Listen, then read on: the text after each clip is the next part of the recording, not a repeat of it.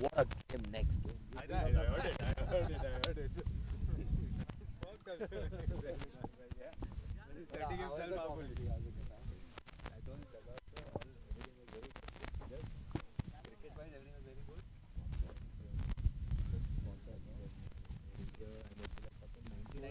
You will take his name, and on that 100th ball, if you don't take his name, he'll see that and he'll be like, But I'm in between.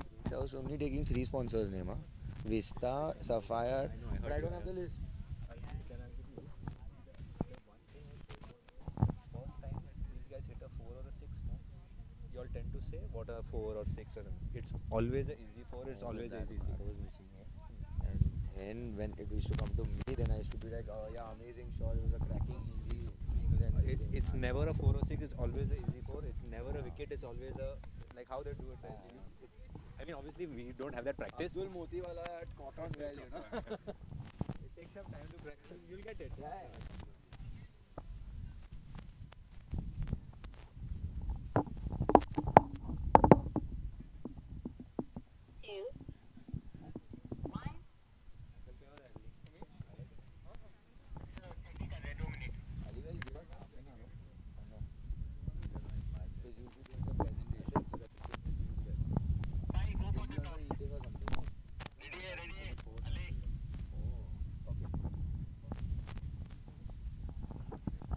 Mic testing, mic working. Okay.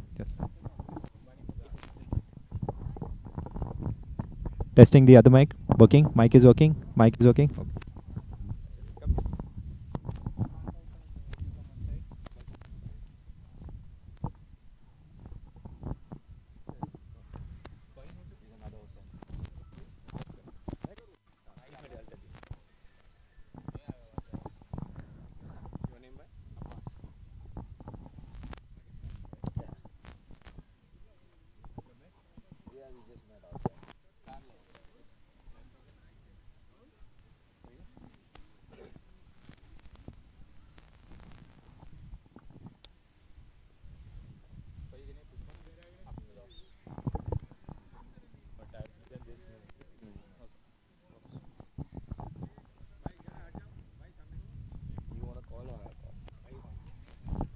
Then give him the mic first. Good evening, ladies and gentlemen, and welcome to match 3 of the Vista Premier League Season 2. Tonight's exciting encounter is between the defending champions of last season, the Vista Vikings, and the finalists of last season, the Seahorse Highlanders. I have here with me Mr. Hussain Rampurawala, our media partner and the owner of Sapphire Tough, Mr. Vaibhav, the umpire for tonight, and Hussain Bootwala, the captain of the Seahorse Highlanders, and Abbas Mandapwala, the captain of the Vista Vikings. And who will be calling? I'll call. Abbas will be calling. Hussain, please do the honors. Tails. Heads it is, and the Seahorse Highlanders have won the toss. Thank you. Yeah, we'll elect to bowl first. Bowl first. Hussain, congratulations firstly on winning your first toss of the tournament. How does it feel, and what's your rationale for bowling first? I think I won the toss after 8 games in the past 2 weeks. But yeah, I think it's just the first game of the tournament, and you want to throw your opposition in just to assess the conditions, and what I believe chasing under lights is much better. So yeah. First game of the tournament, what's the mood like in the camp? Mood is pretty good. Boys are pumped and just can't wait to get going. If there's one player we should watch out for in your team, who would that be? With the current form, Shabir Electric. Yeah. Good to hear from you always, Hussain. All the best for the game. Thank you. Abbas, tough toss to lose. What would you have done? No, we are happy to bat first. As I was looking to bat first only. So we'll try to look some score on this surface and hopefully then try to defend it. What's the target that you're looking to set? There is no target. We'll play good cricket and there is no target in the mind. Still 160, 170. We'll try to look. You have a power-packed batting lineup. Yeah. Is there anyone that we should be watching out for? All are very good hitters. Mustafa Messi, Yuza Patel, Ali Mangrol. So hopefully we'll try to convert and go big. All right, great to hear from you, Abbas. All the best for the game. Thanks, Ali. Thank you. And so the news from the toss is that the Seahorse Highlanders have won the toss and they have elected to bowl first.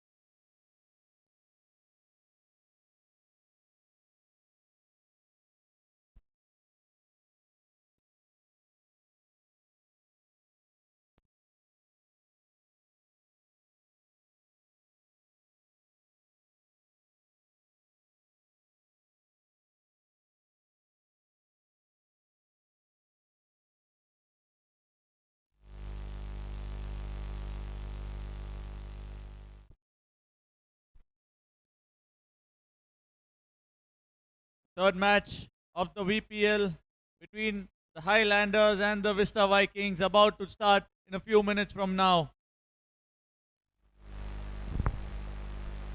The players have made their way to the center with the captain of the Vista Vikings taking guard, Abbas Mandapwala.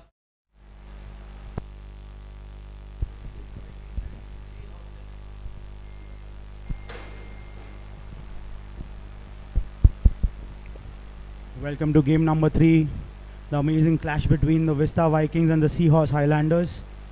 The defending champions Vista Vikings play the first game for the Vista Premier League Season 2, and facing them would be for the Season 1, the Seahorse Highlanders.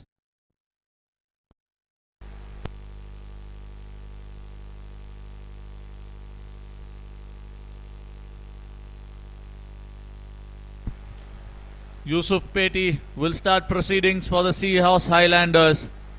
With an interesting field, he has a slip in place. Hamza, what do you feel about it? Yeah, he's an attacking bowler actually. So they are looking for that important wicket of Abbas Mandapwala, who was amazing last season for the Vista Vikings. Got some good runs under his belt last year for them. So the Seahorse Highlanders might be looking for that big fish, Abbas Mandapwala. The first night game of the tournament, do you think the ball will do a bit in the air? I think there won't be much. First ball here and a single for the cover point region. Run out chance, direct hit there. The Seahorse Highlanders are appealing. The umpire is not interested.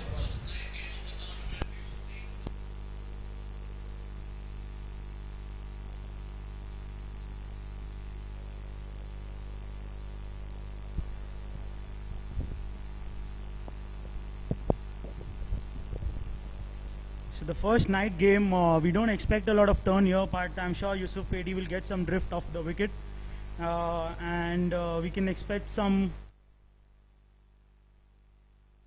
You've just come off a wonderful game, Hamza, beating the Unix team. What do you feel about that? That was a great wing. I think some amazing power hitting by Mufaddal. Game. He stood there and went for it. It's a fantastic shot. Ali Asghar Magrul kicks off the tournament from Dubai. What a shot there by Ali over the fielder. There was a fielder stationed over there particularly for that shot, but that went sailing over his head. That's some great shot there by Ali Asghar Magrul.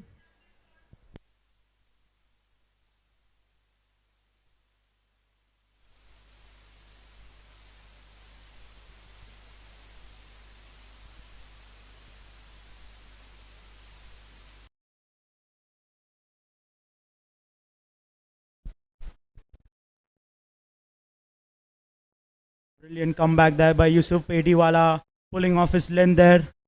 Gets only a single there. Gets back Abbas Mandapwala on strike.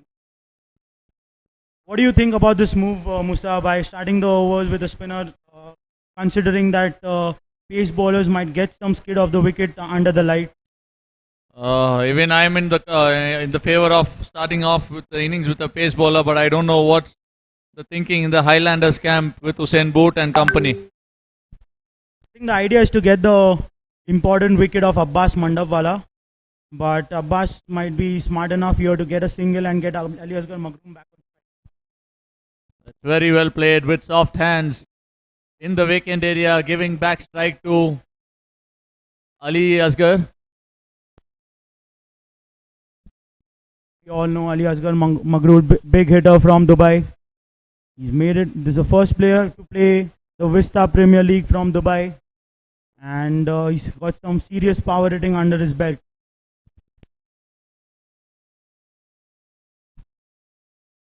Flighted in the air and easily goes past the fence for another beautiful Izzy Arts and Frames Super 6. Another one over the wall quite easily. Fantastic hitting this.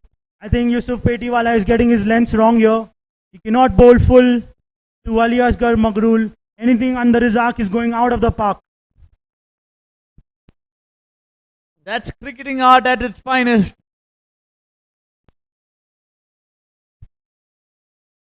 There are already 15 runs on the board with just 5 balls bowled in the first over.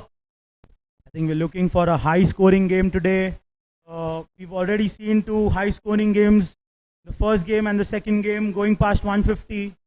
We can expect the third game as well to go for a high scoring one, considering there are a lot of power hitters in the Vista Vikings.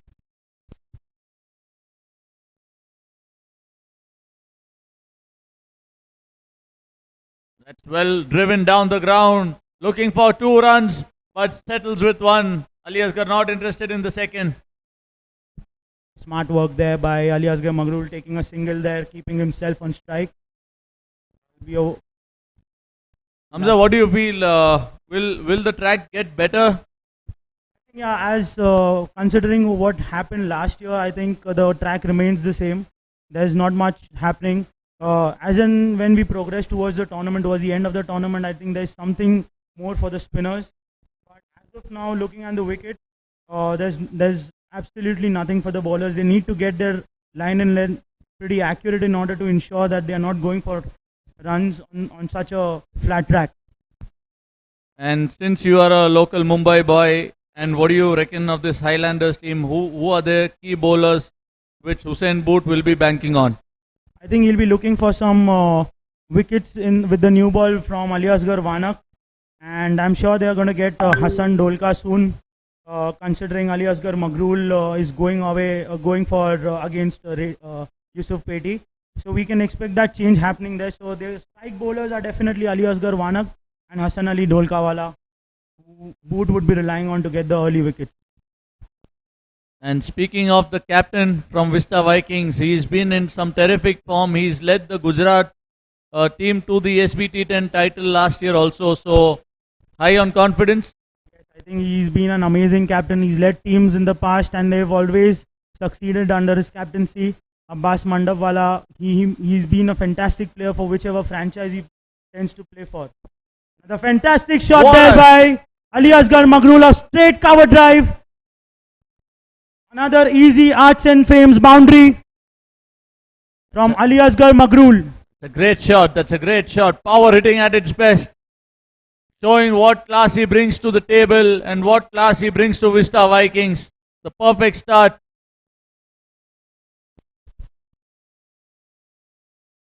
Idea here from the bowler should be to get it back into the stumps. No width or anything full, because anything... Oh, that's a missed chance. Will that prove to be costly?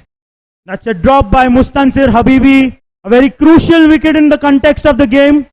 The way Ali Asgar Magrul is going after the bowlers, there's a crucial catch drop by Mustansir Habibi. As they say, catches wins matches. I think there was some bad judgment there. The ball seemed easy for him to take it under his hands.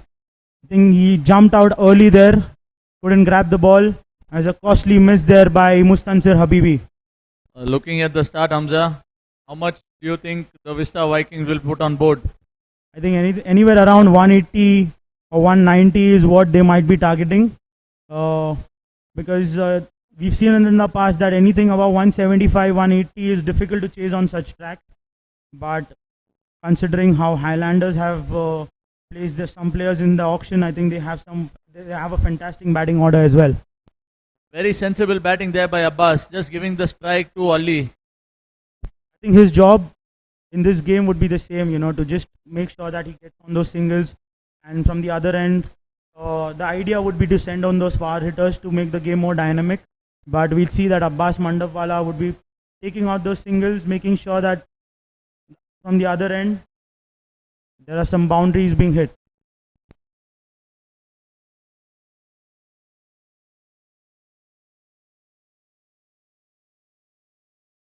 Another inside edge. He's going all guns blazing. That's racing towards the boundary. The fielder chasing it, and he does well to stop it well inside the boundary line, keeping the batsman to just 2 runs. Half measures here by Ali Asgar Magrul. He's going after everything. For him at the moment, everything is in the slot. The power play is on, and he's trying to get the maximum out of it. Ali Asgar Vanak has 2 fielders outside. Long on and long off. The rest are in.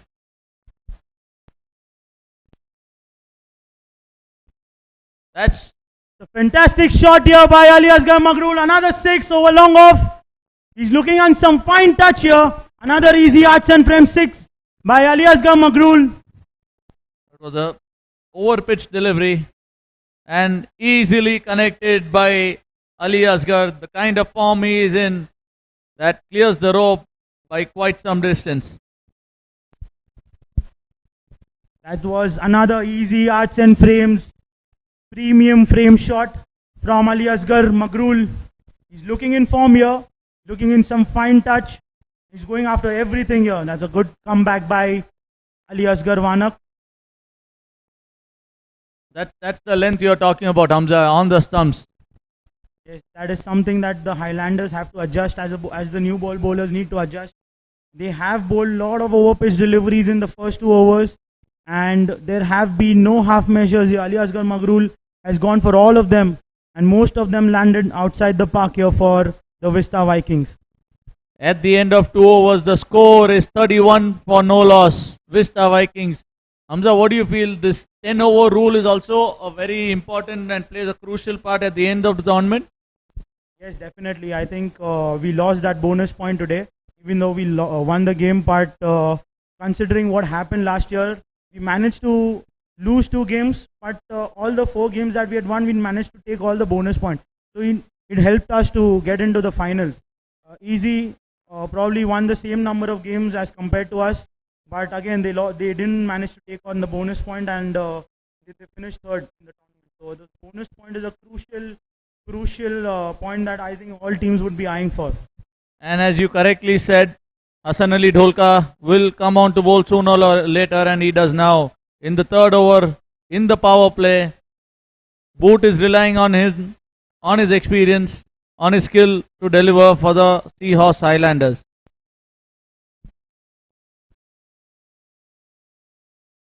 There we go. That's the change that the Seahorse Highlanders needed. He's comfortable bowling with the new ball. Has to look out for a couple of deliveries of Hassan Ali Dholkawala, because again, as I said, there's not much for the spinners here, but these spinners are looking in to drift the ball. That's cut. First ball boundary for Shakir Kalangi off the mark in style. That's an easy arch and frame pose. That's pure artwork at its best.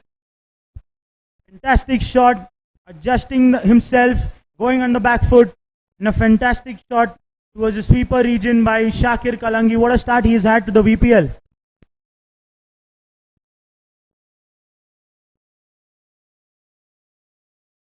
Just readjusting the field. They've taken one towards the boundary line for that shot played by Shakir.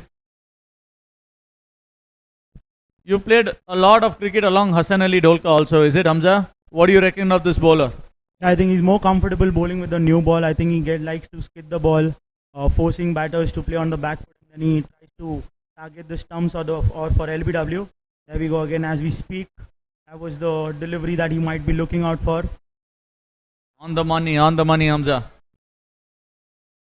That's a good comeback there by Hassan. Marking his guard is Shakir Kalangi, just assessing the pitch.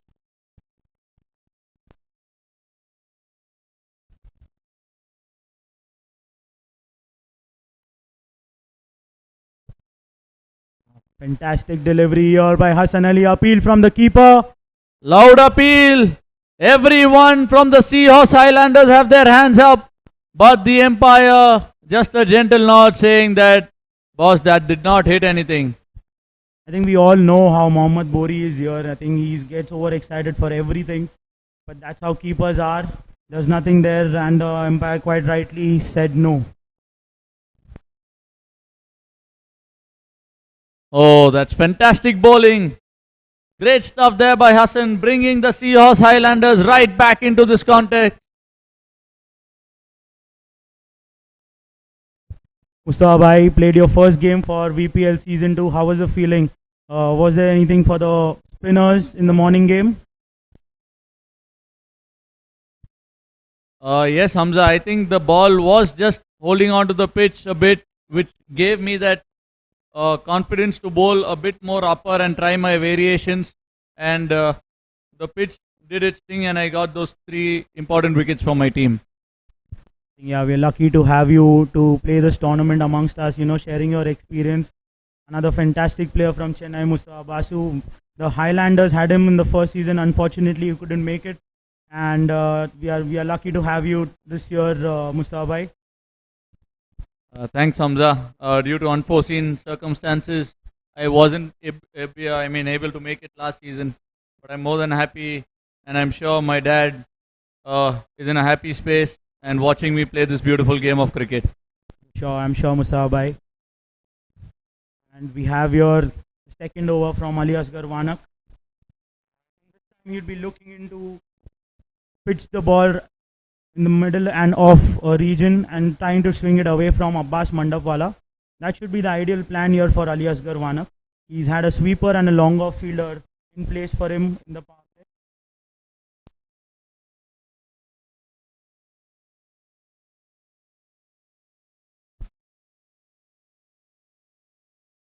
Well played by Abbas towards the point region, but the fielder does well to cut it off. No run conceded. So considering this is the last over of the power play, Mustafa bhai, who do you think is going to take that charge here? Is it Mandap or Shakir who's going after the bowling here? I think they'll just look out to play to the merit of the ball since they have got the runs on the board. And instead of just going bang, bang, bang, they'll look to play to the merit of the ball. Right plan here. Another run out chance there. Close call, is it? Direct hit and he was gone. Good fielding there by Hussain Godrawala.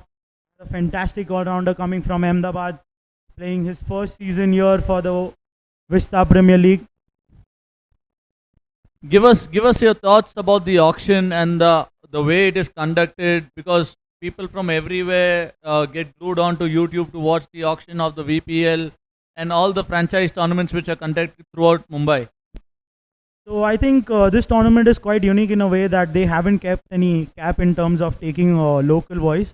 So if you take an example of Vista Vikings, they out of the 13 players, 12 players are playing outside of Mumbai. There's only one local guy out there. So this tournament is not really, I would say, a Mumbai tournament. Yes, the organizers belong there, but yeah, there's an open cap that they've kept, and I think that keeps everyone in the game. Any sort of player can play. There's no fixed play overseas limit within the team. That's really nice. I mean, we all look forward from the southern region to come up to Mumbai and play such quality cricket on such lush green grounds in night matches. I mean, in Lonavala, it is possible because you guys have taken that effort. That was the idea behind this tournament, to get in to ensure that we have quality players playing the tournament and not really fixating on any number of local players, ensuring that we have the best players from all over the world.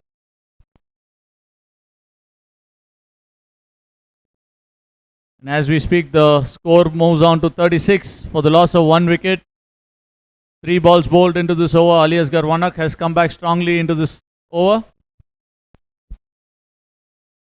I think both the batsmen are trying to build upon what a fantastic start that Ali Asghar has given.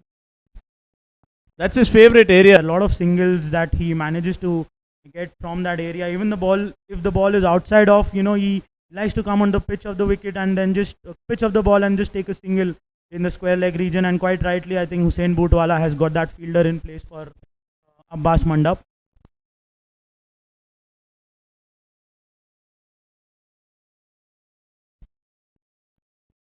Played with soft hands and good running there.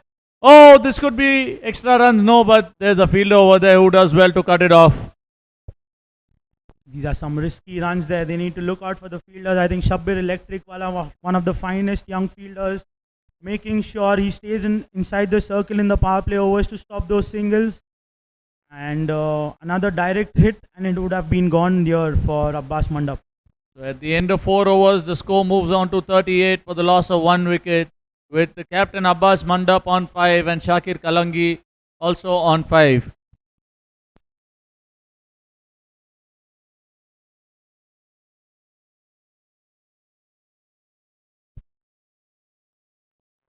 Again, Rolkawala will be looking into the plan would be same here for hold it on the stumps, making sure that the batsman has to play all the delivery.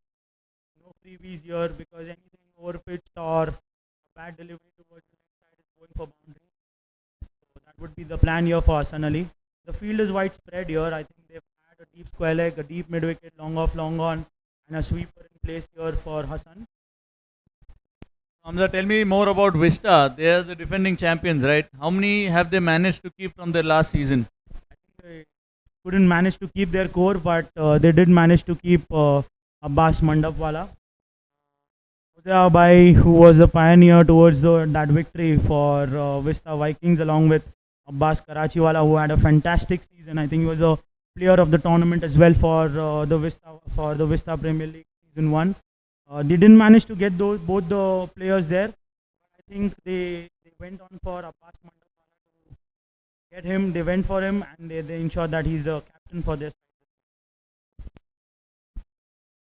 That's his favorite shot, as we were talking about. No chance for the fielder to cut it around. That's a 4 powered by AZ Arts and Frames.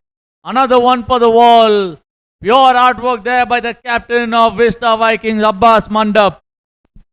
That's his favorite area. We discussed about it some few balls before. Hassan Ali Dolkawala has to ensure that he's not giving away freebies in that region for Abbas Mandapwala because he's going to go for all of them.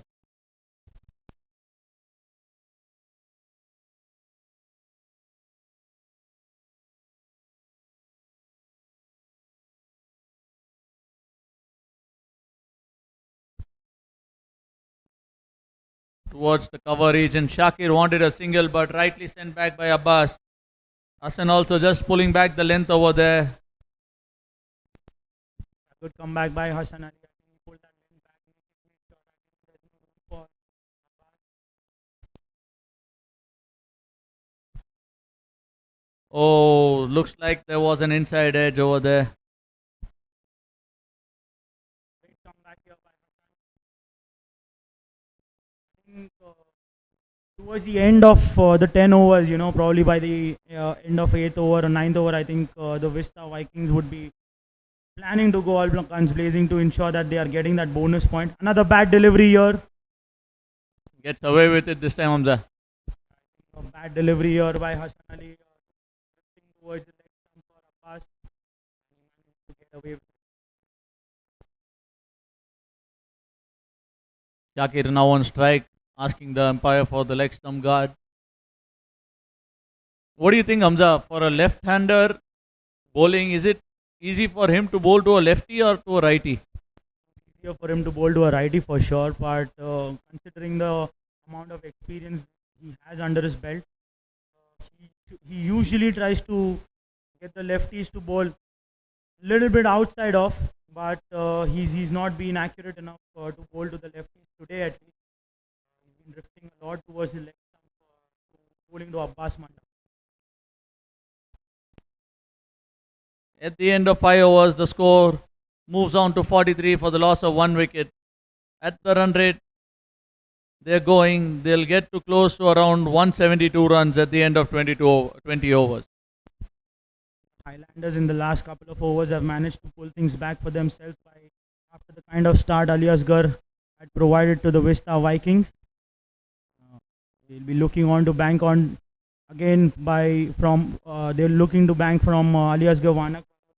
Third over here for the Seahorse Highlanders.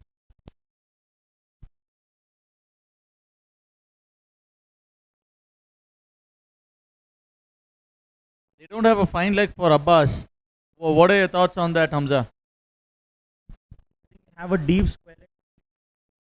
So the idea would be that considering Ali Asgar Wanagwala gets to swing the ball away from Abbas Mandapwala, the idea from Boot would here be to make sure that Abbas plays against the swing.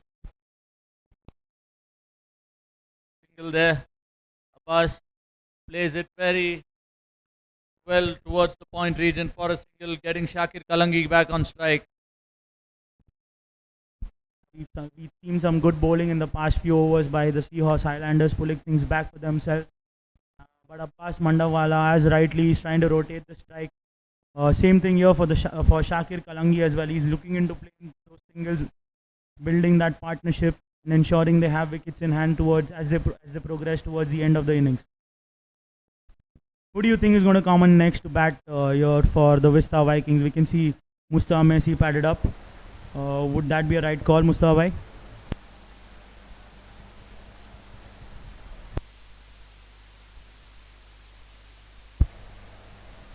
That's well played towards the deep mid wicket region. Looking for a second. Shakir, once the second slips, this could be close.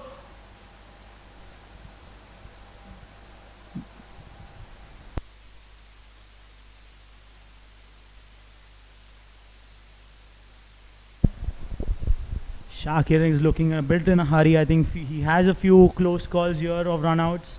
He has to ensure that he's not running out any of his team members here.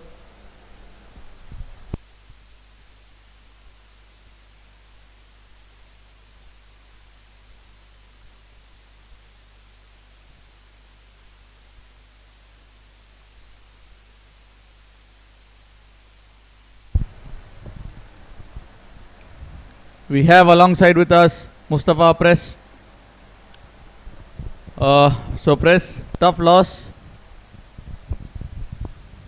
Tough loss, Pops, but amazing, exceptional batting from Mufaddal Reti. I mean, none of us expected that kind of an inning. 8 sixes. I would like to tell you one more thing, that those sixes could have cleared any international ground. I mean, that was some exceptional batting.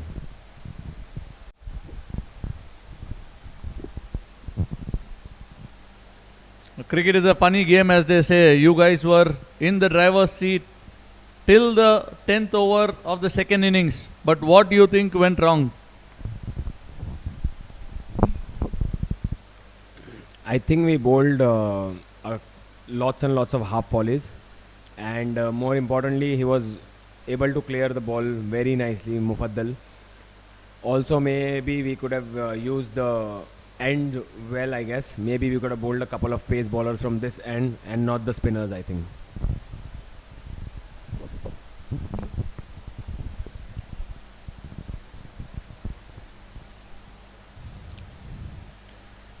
Quite rightly, I think Mustafa Bhai Kapadia and Hamza Zaveri had some fantastic spell in the middle overs and missed the trick there. But nevertheless, I think there was some exceptional batting by Mufaddal Retiwala. We saw some huge sixes today.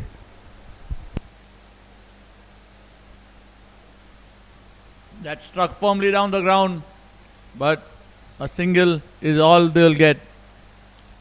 Shakir slowly but steadily coming into his own rhythm over here. And let me tell you guys, once he is in form, he is the man to watch out for.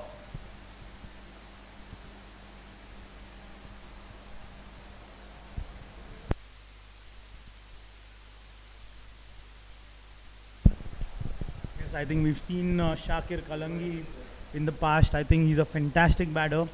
Once he gets his eyesight in, I think he'll be difficult to stop here.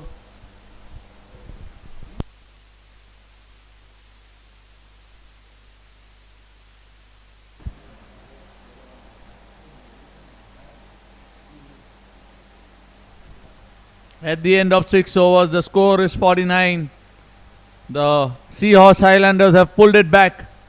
What Ali gave them a blitzkrieg kind of a start, but the Seahorse Highlanders have managed to pull things back over here. Yeah, as of now, we've seen a fantastic spell by Hassan Ali Dolkawala. 2 overs, 9 runs on 1 wicket. And he's here to bowl his third. Very difficult for a spinner to bowl in the power play. He's done exceptionally well, Hamza. What do you think of it? I think mentally he's trained himself to bowl in the power play. If you look at the local tournaments as well, in the Sundays he plays for Universal team. He prefers bowling with the new ball.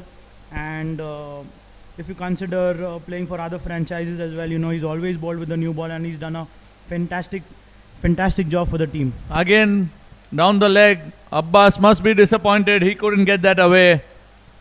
White call there. Plus taken an extra run. Always challenging for a left arm spinner to bowl to a lefty batsman. And quite rightly, I think he's not getting his line right here for Abbas Mandapwala.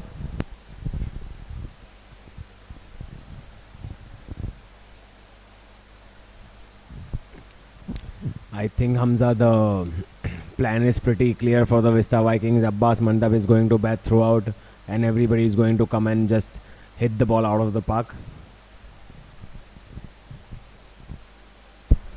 Yeah, I think that makes sense as well, considering the kind of hitters that the Vista Vikings have. Abbas Mandapwala would look to ensure that, he's holding the fort here for the Vista Vikings from one end. And from the other end, I think all batsmen need to go all guns blazing. But considering all of that, I think Shakir has not got going as of now. I think he's gotten singles here, but he's not got those boundaries going for himself. Talking about boundaries, and he almost hit one. Hamza, the projected score shows 160. Do you think with Messi and Joseph Patel still to come, that is the right projected score? Yeah, I think considering the power surge overs, depends on how the Seahorse Highlanders manage to bowl those two overs towards the back end of the innings. They presumably they have taken a few pace bowlers who like bowling with the new ball, but they'll need Abbas Unwala to come in and bowl those middle overs in the right way. Press, what do you feel? What is the right time for Messi to bat? Should he face less number of overs, or should he come in and play more number of overs? I've seen him do both, Pops, to be very honest, but I think the way Vista Vikings has made their squad, like we already spoke about players rotating around Abbas Mandap, I think Messi, the ideal spot for Messi would be after the 12th over to just come and go banging, because hopefully they'll have those power surge overs right at during those 10 to 16 overs. So I think that's exactly the right time. And then of course you have Joseph Patel, who can come and just go from the first ball. I saw one of your reels where you asked one of the players to rate the players from 1 to 10, and Joseph Patel was on the first spot. So that's a huge compliment for him getting the spot above Uzaifa Patel. So what are your thoughts on it? I think Hamza will also agree to this thing, because Joseph Patel has been a crazy match winner since a very long time now.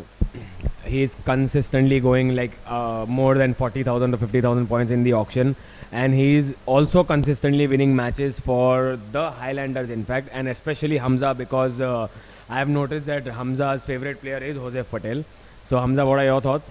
I think he's a clutch player, he has this confidence in himself. We didn't just build a business, we built a legacy.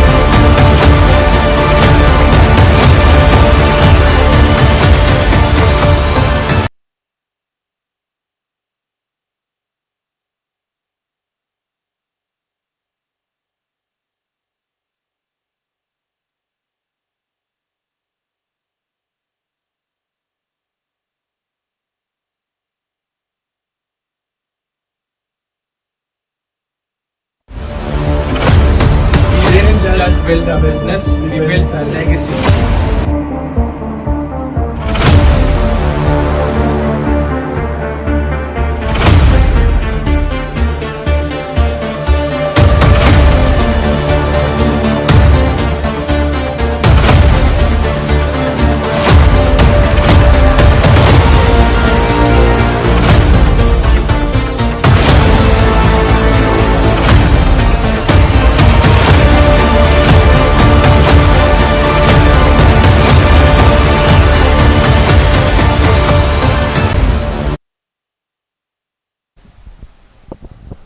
I already have grey hairs, so I am old.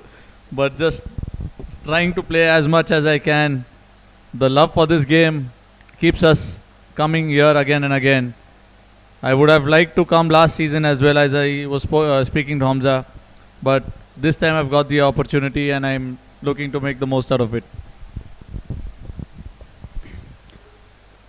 There's a different role shift here that we see for Hatim Ranji. Usually he likes to bowl with the new ball. But as we spoke before, there are a lot of new ball bowlers for the Highlanders. So there's some readjustment here. Hatim Ranji has to come in and bowl those middle overs for them. And he's again another fantastic young pace bowler, left arm swing bowler, Hatim Ranji from Mumbai.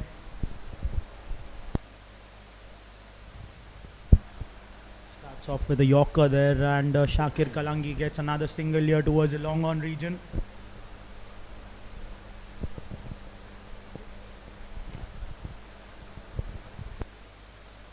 Rightly said, Hamza.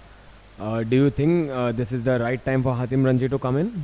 I think they don't have any other option because Yusuf Peti, as we saw last season as well, he's bowling with the new ball. He had a fantastic season for playing for the Vista Vikings, bowling in the new ball in the power play. And Hassan Ali Dolkawala, as we spoke about him a few overs back, that he's comfortable bowling with the new ball.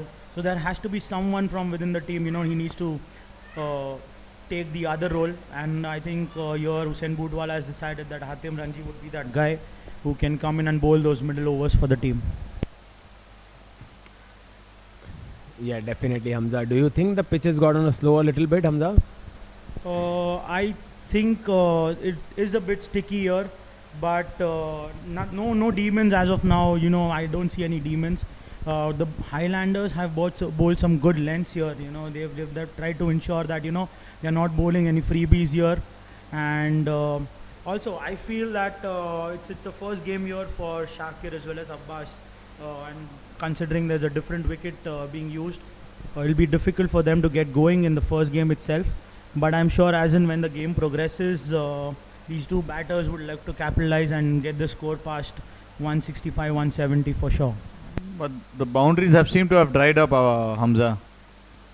Yeah, for sure. I think, as I said, they've the Highlanders have bowled to the field, and the wicket has looked quite sticky, quite some two-paced, some variation out there. If the bowlers manage to bowl in some variations, I think they're getting some purchase of the wicket.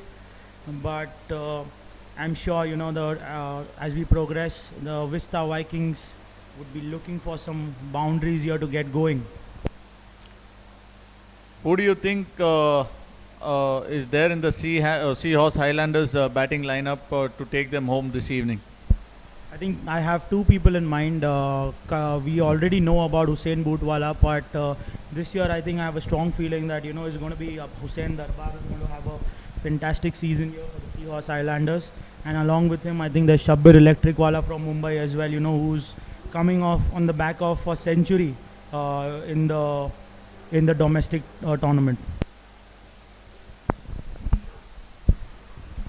And as we speak, a beautiful boundary there by Abbas Mandapwala, powered by Easy Arts and Frames.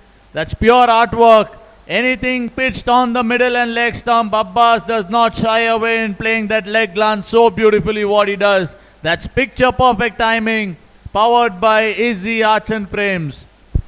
I think the Seahorse Highlanders and Hatim have got the planning wrong here. I think they have the fine leg in the circle for Abbas Mandapwala. I'm sure the idea would be to ensure that he's not bowling in the middle and leg region to Abbas Mandap. But Again he goes for that trademark shot of his on the middle stump. That wasn't a bad ball by any means, but Abbas so conveniently turns the ball around onto the leg side towards square leg for a single. And with that, the 8th over comes to the end. The score is 64 for the loss of 1 wicket. They're going at exactly 8 runs in over. not a bad start, and as we had spoken about earlier, Mustafa Bhai, that these 2 overs now are crucial, considering they need to capitalize and get maximum runs as much as they can before the 10th over in order to ensure that they get that bonus point.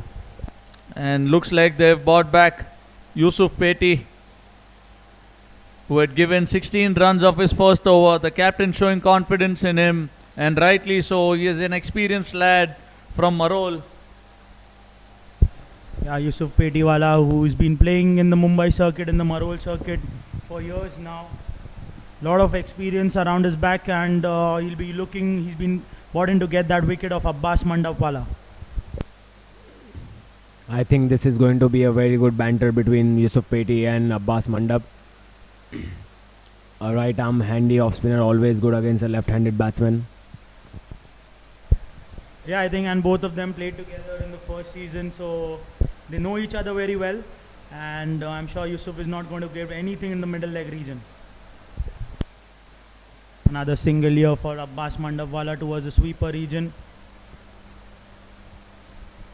Brings back Shakir on strike. Shakir Kalangi currently 17 balls, 14 runs. I think it's high time for the Vista Vikings. Yeah, I think this and the next over are the overs that the Vista Vikings would be loving to get a few boundaries under the belt in order to push the score here. In the air, Hussain Godra, and it falls between the two players. I think it's Hussain Godra and Ali Asgar Wanak. Probably a better call would have got Shakir Kalangi back to the pavilion. Right, falls right in the center of all the three fielders chasing that ball. Hatim Ranji, Hussain Godrawala and Ali Asgar Wanak, three of them going after the ball, and it falls right in the middle of it. A lucky getaway here for Shakir Kalangi. But I think there's a clear message from the pavilion for Shakir. He needs to up the ante in order for Vista Vikings to get past 165, 170. Exactly, Mustafa Bhai. I think the kind of start that Ali Asgar Bhai Magrul had, considering that start, I think the Vista Vikings have not kept that momentum going for themselves. They bat deep. This tournament, we have that option wherein you can use all of your two impact players and make that batting deep. And they haven't really get going after that fantastic start by Ali Bhai in the power play. I think we should expect some crackers in the next over, because Vista Vikings would definitely be trying to put a good score for the bonus point for the Highlanders, knowing that Hussain Darbar, Hussain Boot and Shabbir Electric will be opening for them. And of course we have also seen that how important the bonus points are. Quite rightly, we can see here Shakir Kalindi trying to get under the ball, but it was too full there, couldn't get under the ball. And as Mustafa Bhai said, there's been a clear message here for Shakir Kalangi to get over the bowlers, at least in the next couple of overs, to ensure that they can accumulate as many runs as they can in the first 10. After the end of the 9th over, the score is 68 for the loss of 1 wicket. Both the batsmen are steadily playing, but one needs to move along from here. There's some indication there from the pavilion for the Vista Vikings. Yeah, I think this is the over that the Vista Vikings would be targeting. Mustafa, I think it's surprising to see that one of the premium pace bowlers coming from Ahmedabad, Hussain Bhai Godra, we haven't seen him bowl as of now. What could be the idea behind that?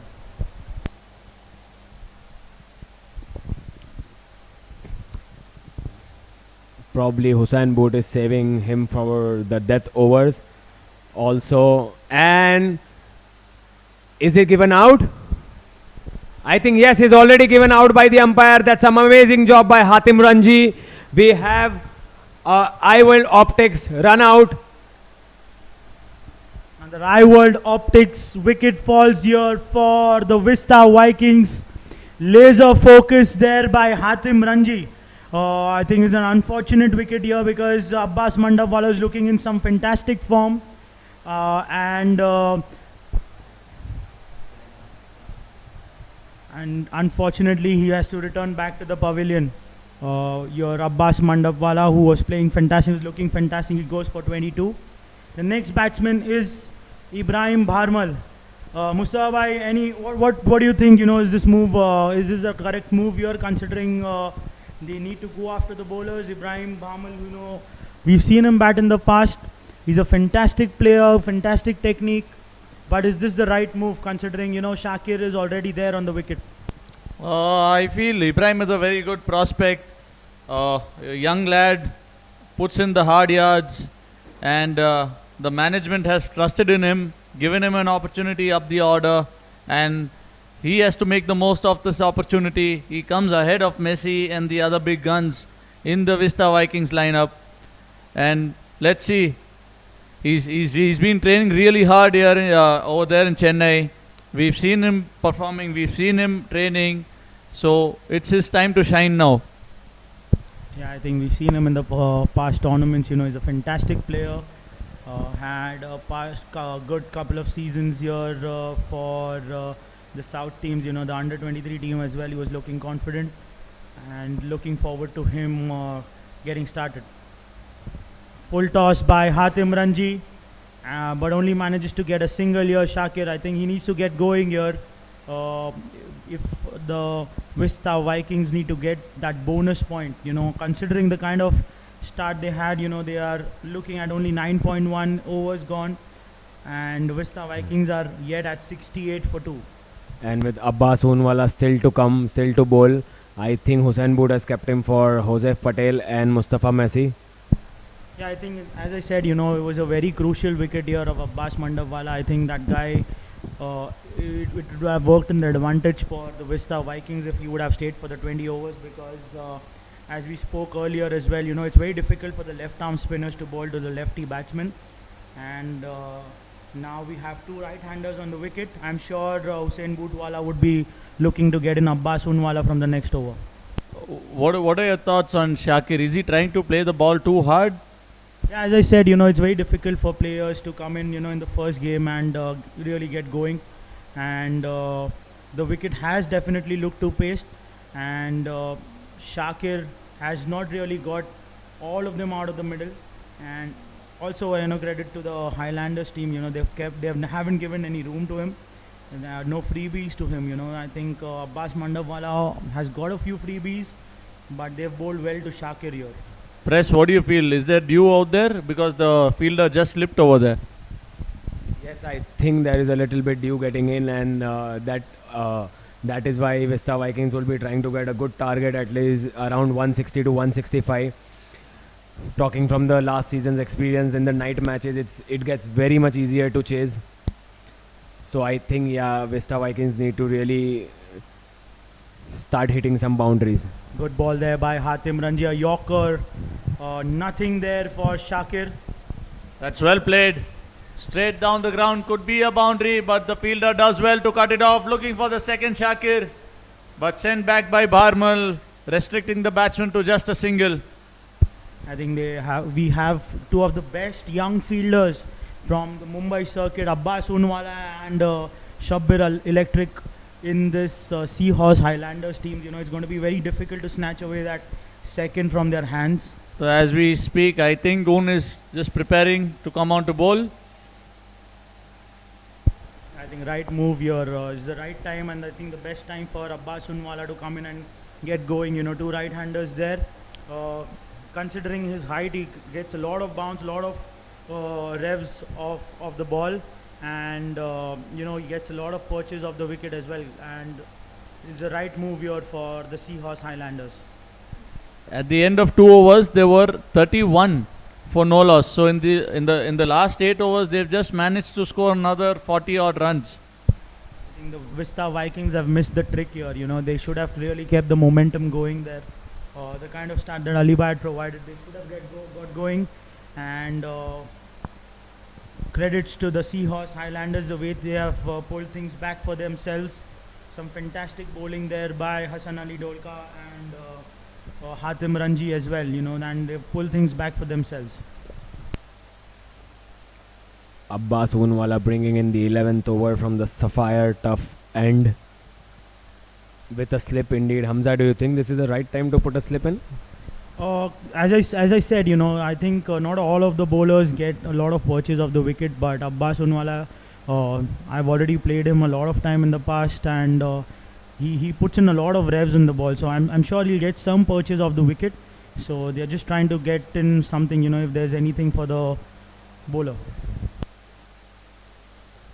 Shakir Kalangi sends one through the covers, and this is a easy arts and force cracking boundary, pure artwork from Shakir Kalangi. Finally, I think that's after 15 or 16 balls, Shakir has finally found a boundary for himself and the Vista Vikings, and Abbas Oonwala starts with a boundary for the Seahorse Highlanders. Yeah, rare over pitch delivery there by Abbas Unwala, and quite rightly, Shakir goes after him. He has to get going now. That's the single signal from the dugout, and he gets a boundary here for himself. And immediately there's a change in the field. The short cover comes on for Shakir, and there are two fielders in the cover region. What could be the reason for that? I think they're going to make sure that he's bowling him full outside off, making him drive and get those two fielders in the game. But I'm not sure if that's the right move at this stage of the game. I think Shakir is going to go after all the deliveries that he goes after, and there's some free spaces around on the leg side. If you see, there's a huge gap between the deep mid wicket and the deep square leg region. So Abbas Unwala needs to ensure that he doesn't bowl anything in the middle leg region. Chance of a run out, but a bad throw, and Ibrahim Barmal survives. Driven hardly. Yeah, that's a good move here. I think two covers and getting both those two fielders into the play here by Abbas Unwala. We have seen Shakir Kalangi hitting some youth sixes in the previous tournaments. I'm expecting a lot of firecrackers from him, but it's going to be very interesting to see youngsters, especially Ibrahim Barmal and Abbas Oonwala, facing each other. I think it's a good matchup here. Both youngsters, one from south, one from the west. Oh, a very different delivery here by Abbas Unwala, and a run-out chance. They appeal. Looks close there. The umpire says no. There's a discussion going on between Abbas Unwala and Budwala to take the review, and they haven't taken it. I think Ali Wanak just said that he's safe, and that is why they opted not to go upstairs. Right here from the commentary box, it looked close there, but it was a quick single there by Ibrahim Barmal. I think he's quite quick here and manages to get that quick single. But Abbas Unwala, I think we haven't seen him bowl that ball. He's bowled a quick bouncer here, taking tips from Krunal. That's in the air. Fielder coming in under it. That's just cleared the rope. That's a 6, powered by Easy Arch and Frame. Signed, sealed and framed to perfection there by Shakir Kalangi. A very much needed 6 for the Vista Vikings. He's just getting into form, and once he gets into form, we are in for a cracker of a night. Fantastic shot there by Shakir Kalangi. I think he picked the length quite early. It was pitched in the middle end region, and I think he went after it. It was a fantastic shot there by Shakir.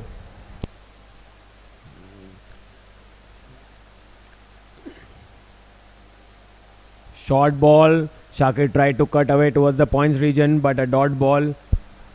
A rare dot ball considering this over from Abbas Oonwala. At the end of 11 overs, the score is 83 for 2. I think the dive saved him. Saved Ibrahim Hamza. Yeah, I think the dive did save him. It would have been a close call if he wouldn't have put in that dive here. But as we speak, these youngsters are quite agile these days, and they work so hard on their fitness. And wherever, on all of these academies that they play, they look after their fitness, and they are well trained and well equipped with their fitness. And on that note, we finally see Hussain Godrawala, one of the best all-rounders from Ahmedabad. Hussain Budwala finally gets him to bowl. Again, a change in role for Hussain Godra. We've seen in the past tournaments playing for his state as well, for his city. We've seen Hussain Godrawala coming in and bowling with the new ball, but he's multi-talented in that sense. He knows how to bowl with those middle overs as well. The expectation would be to bowl in those hard lengths. So Hussain Godrawala running into bowl from the Vista packaging end. Barmal on strike, pulls it away, looking for a single. This could be close. Directed, no. They've run a couple of very risky runs. What do you think? The calling between Chennai and Bangalore just a bit weak? Yeah, I think they have this off-the-field rivalry as well, considering the IPL. And we can quite rightly see that happening here. Shakir is the man to take Vista Vikings deep now. He's set. He's playing on 29 of 28. What do you think, Press? Messi must be itching to come out. Definitely Pops, and so am I. But if Shakir, and that's an amazing, easy arts and frames, cracking four from Shakir Kalangi. You cannot bowl there, considering you have a fine leg up in the circle. There's a bad ball there, and quite rightly dispatched for an easy arts and frames boundary here by Shakir Kalangi. We all know Shakir is a very, very good batsman, especially facing the pace bowlers. Practices really hard in the nets. He's already broken 2 bats. He has his eyesight in now. He's played 29 deliveries, and I'm sure he's going to go after all the bowlers here. We see a change in stance, Hamza. Shakir has just, the back lift has gone a little bit up. I think he's in the mood now. Yeah, I think he went out. He tried to get under the ball for a couple of bowlers, but he didn't manage to get it. So I'm sure there's a change in stance there for himself, just to get that high back lift so that he can get under the ball, and go for those long sixes. Hamza, what do you think? With Shakir Kalangi already, he scored 34 runs. Do you think this is the right time to get the power surge overs, or will they wait for probably? And on that note, we have an Ival Optics wicket. We have a run out, a direct throw. I think it was Hatim Ranji. Indeed, it was Hatim Ranji. What a fantastic throw from the point region there by Hatim Ranji. Probably a 1.5 stump in sight for him, and he was quite accurate and direct hit, and Ibrahim Barmal has to return back into the dugout. We've seen 2 run-outs here for the Vista Vikings, and the calling, as we spoke about earlier, has not been the correct, I would say the right call here by Shakir. And we can see that Ibrahim Barmal has to return back because of the direct hit by Hatim Ranji. And Barmal departs, and the new man who walks in is Mustafa Messi, also known as Tala Messi, very fondly. Tale means head, and he's made a name for himself with those huge power hitting sixes which he showcases to all of us. I think it's the right time for him to come back here and get the momentum back for the Vista Vikings. We've seen it in the past, he can send in many balls out of the park. And let's see if he can manage to do that today for the Vista Vikings or no. He says that it's his favorite franchise and he loves playing for the Vista Vikings. Will we see some huge hits by Mustafa Messi today, Press? I think yes, we will, Hamza. He's very eager to go, especially after the last season. We played in the same team for the Shabi Lions, and both of us, considering our last season's performances, were very much eager to show and put some performance for our respective franchises. I think at the start of the tournament we spoke about Abbas Mandawala who led his side, the Gujarat Titans, to a victory in Nairobi, the ESB T10, and a pioneer for that team, Mustafa Messi.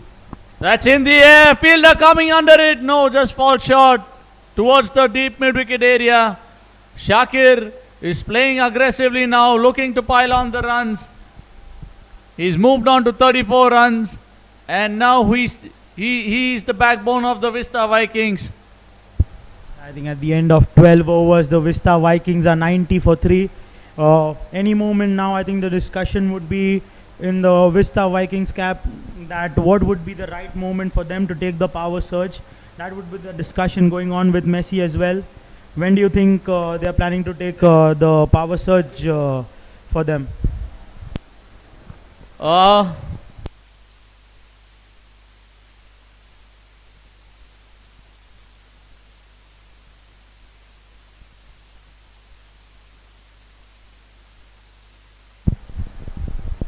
I think they'll wait for a couple of overs, Hamza, just for Mustafa to get his eye in. And once he gets his eye in, power play or not power play, I'm sure all the grounds are small for him to clear.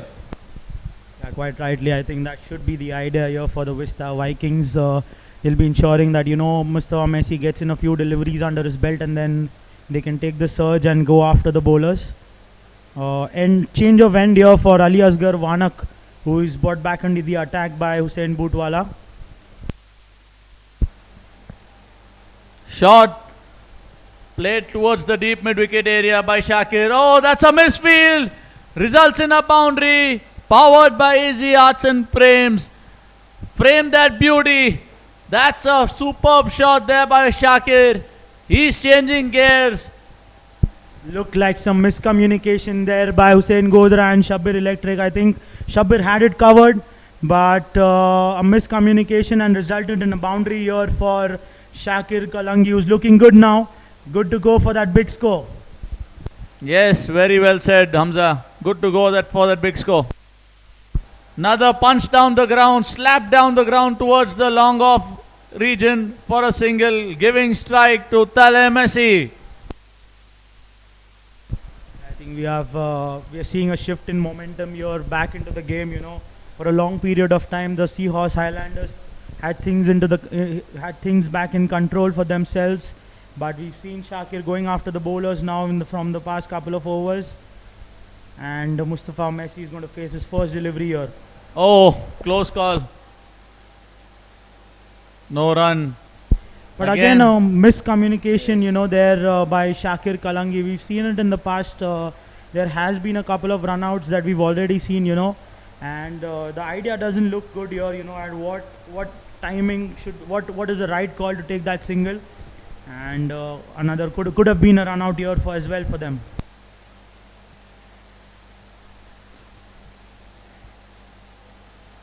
So Mustafa Messi gets off the mark, bringing Shakir Kalangi back on strike. 6 runs have been conceded in this over so far by Ali Asgar Wanak. Yeah, I think the idea from Hussain Bootwala to get back Ali Asgar Wanak would be to making him bowl to Mustafa Messi, because That's in the air. Fielder under it, and he drops a sitter. Oh, and he's put his hand on his head, resulting in a couple of runs. The bowler is annoyed, and rightly so. That was a sitter to be taken. Hussain Godrawala, one of the finest fielders here from Ahmedabad, drops a sitter, and Wanak unfortunately couldn't get that pricey wicket of Shakir Kalangi, who's looking good. That would have put the brakes on the Vista Vikings score. And goes now straight down the ground, looking for a couple of runs. That's good fielding there, restricting the batsman to just a single. Hamza, do you think due is a factor for the drop catch? I'm not sure about that. I don't think there's due involved in here, but it's difficult, for players to sight the ball under the lights, considering the white ball, and that could be one of the reasons. But at this level, I'm sure you can't drop those catches, because Shakir is one of such players, who can take the game away from your hand at any moment of time.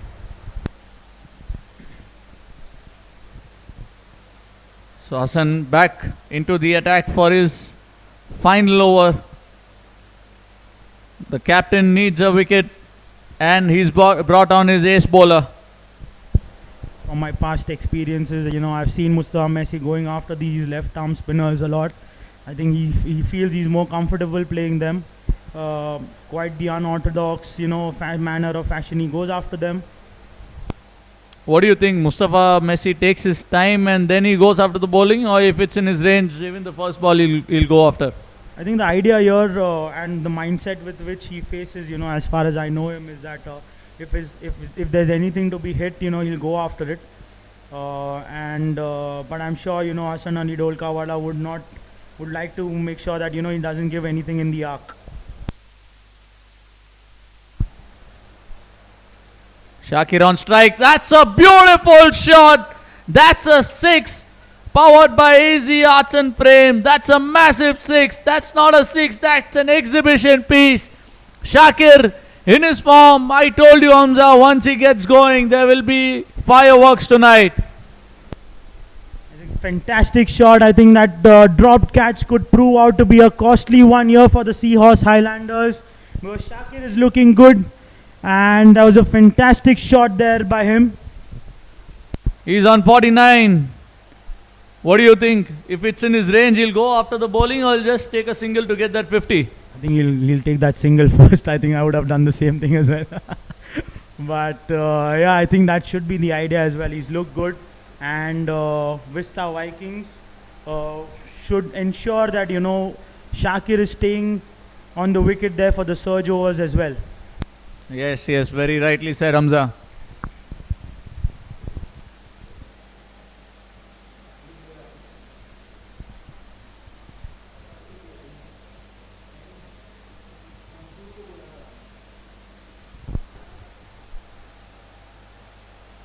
And driven down the ground, a very well made 50 for Shakir Kalangi from the Vista Vikings.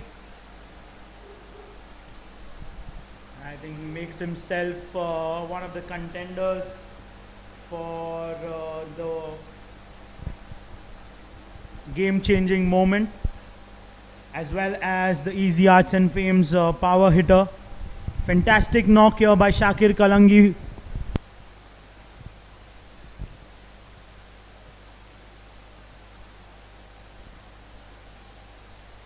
It's well bowled there by Hassan. Messi cuts it, but he was late on the ball. Fantastic delivery there by Hassan Ali Dolkawala. Good comeback here by him. He'll be looking in to close this over without a boundary. Oh, bowled him. He's clean bowled him. The big fish. The big man. Mustafa Messi falls to Hassan Ali Dolka. The wicket sponsored by iWorld Optics. Spotted, targeted and taken. Fantastic move here by Hussain Bootwala to get Hassan Ali Dolkawala, his strike bowler, back into the attack to get that pricey wicket of Mustafa Messi. And what a fantastic delivery there. Forced him to go on the back foot. And we've already seen in the past, Hassan Ali Dolkawala doesn't get to turn the ball a lot. He skids off it from the wicket and trapped him in the back foot there by Hassan. So the Vista Vikings lose their 4th wicket. The score is at 106. And one goes off the ground. I think another one comes in. Huzef Bhai Patel from Jamnagar comes into bat for the Vista Vikings. I think next over for sure is the power surge over. It's the right time for him to come into bat. Yes, I feel it is the right time. But again, my question is, will they take it or will they wait till the 16th over when the mandatory time comes? I think they shouldn't wait for it. I think I would have done that. I would have taken the power surge in the next over because even though Zevba has come in just into the crease part, Shakir is looking good here. I think he can go after the bowlers and you would want one of your set batters to play those power surge overs. You don't want 2 new batters to play. So I wouldn't delay that surge and go for it in the next over itself. Correct. Even I agree on that point of yours. Hassan has taken 2 wickets and this is his last over of his spell. He'll be looking to close it out with 1 more wicket. Yeah, and we've seen an impact change. Ali Asghar Wanak, he's done with his quota, and I think Hussain Bhai Darbar, another legend from Chennai, who stepped onto the field, if I'm not wrong. I'm sorry, I think that's Migdad who's come in place of Ali Asghar Wanak. That's very well played, cleverly played. Swept fine.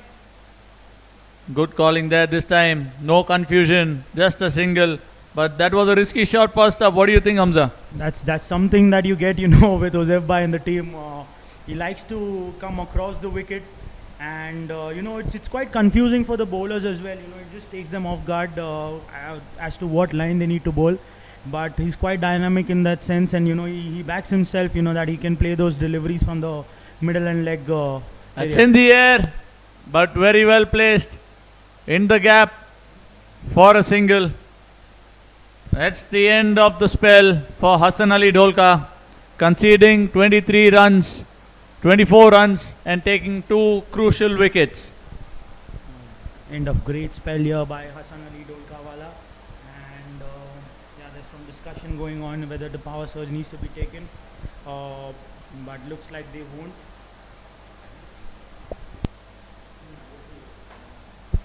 I'm sorry, I think it's the mandatory power surge overs that have to be taken. We didn't just build a business, we built a legacy.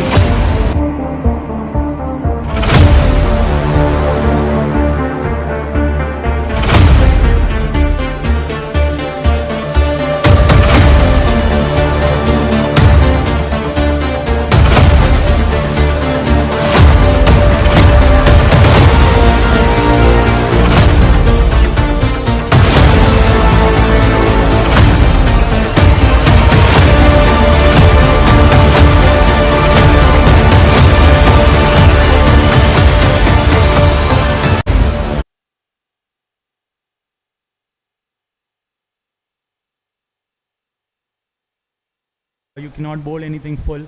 There's very less room for error here, and the two fielders that Abbas Unwala has outside is the long off and long on.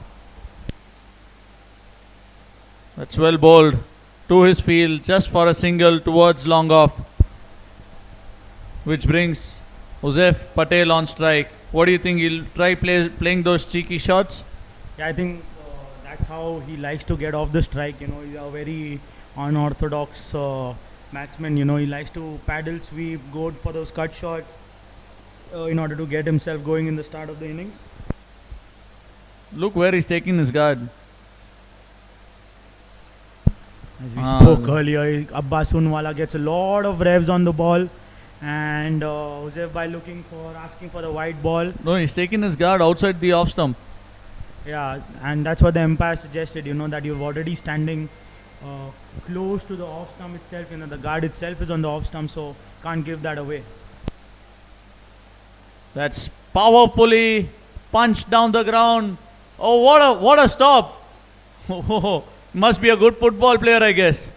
As a great stop there, looked like a certain boundary there, pushed quite nicely into the gap by Joseph Bhai, and from what it looks like, there's Ali Asgar Wanakwala who's standing in the long off region.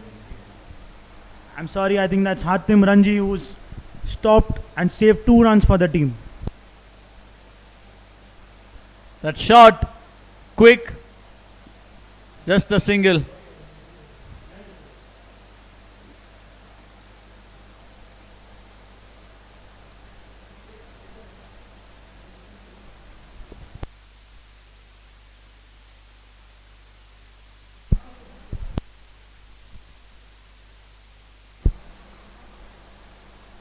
Another wicket here for the Vista Vikings. Brilliantly bowled, got a lot of turn off the wicket there, and a very crucial wicket here for falls for the Vista Vikings. Another iWorld Optics wicket falls for the Vista. Wrong time to get out, Hamza.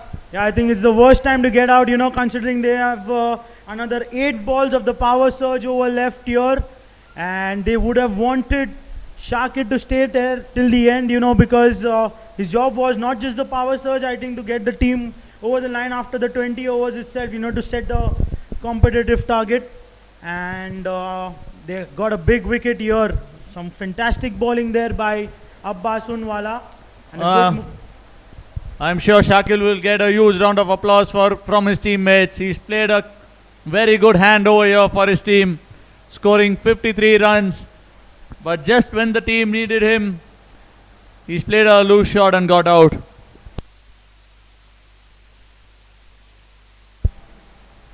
Yeah, I think the timing of the wicket is quite bad here for the Vista Vikings.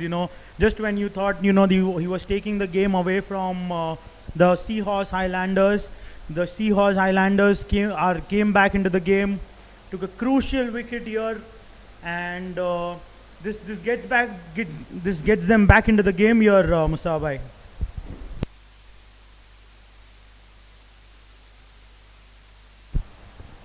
Yes, and it's the man Abbasun.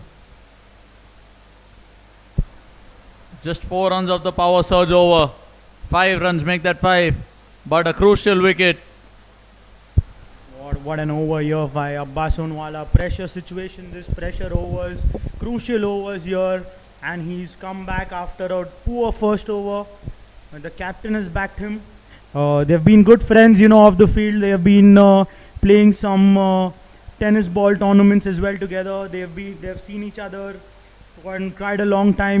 They have played cricket in Mumbai for a long time as well. And they trusted each other. Hussain Bootwala trusted Abbas Unwala to do the job for the team. And quite rightly, he's bowled a fantastic over here for the Seahorse Highlanders. The next batsman is...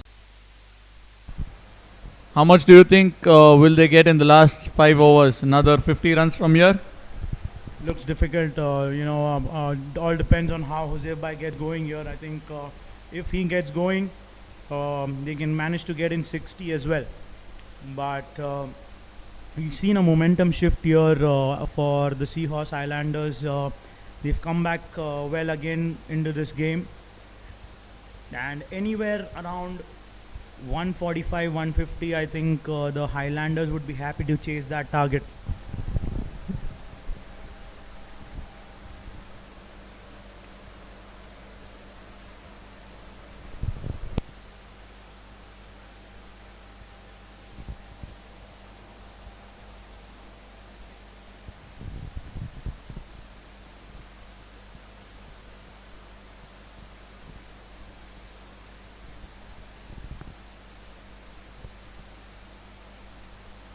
Swing and a miss there by Uzef Bhai Patel. Hatim Ranji, very good length. Trying for that big heave over extra cover. I think Hatim Ranji has got his length spot on today. I think he's out of his comfort zone. He prefers bowling with the new ball, but today he's come in to bowl those middle overs for the team and he's done a fantastic job for themselves. He's bowled those Yorkers, made sure. But a bad ball here and goes for another 6 here by Joseph Patel right in his slot and he goes after it. What a hit that is by Joseph Bhai. That's a 6 powered by Easy Arts and Frame. Another one for the wall. That's gone out of the ground. I think they'll need a new ball. And yes, the organizers have already put out the ball box. Hatim Ranji was bowling in some good Yorkers, good full deliveries outside the off stump. There's a rare length delivery that he bowled today and quite rightly got dispatched by Jose What Bhai. a shot, what a shot. Treat for the eyes, for the people who are present and who are watching live on YouTube.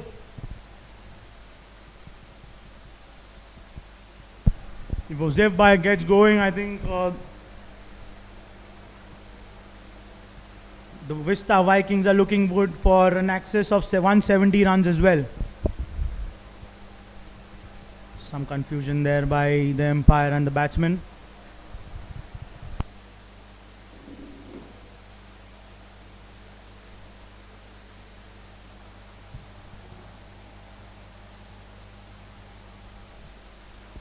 Oh, another swing and a miss. That's a good comeback there by Hatim Ranji.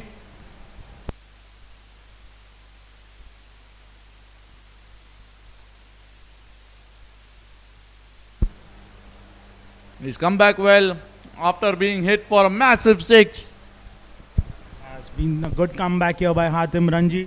He's here to bowl the final 2 deliveries. Another length delivery, quite rightly dispatched by Joseph Bhai from the sweeper region. Another boundary, easy arts and frames boundary here for the Vista Vikings. That's slapped over extra cover. No chance. There was no fielder position for over there for that kind of a shot. Stating his authority, Joseph Bhai Patel.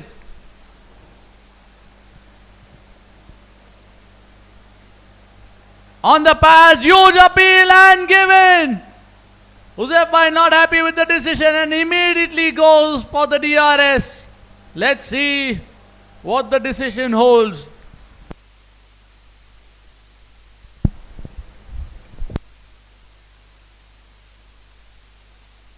trying to play across the stumps here. And we all know Joseph Bhai likes to stand in the offside. And it looks in the middle of the wicket. Looks plumb to me. We'll be reviewing here and let's see what the decision is.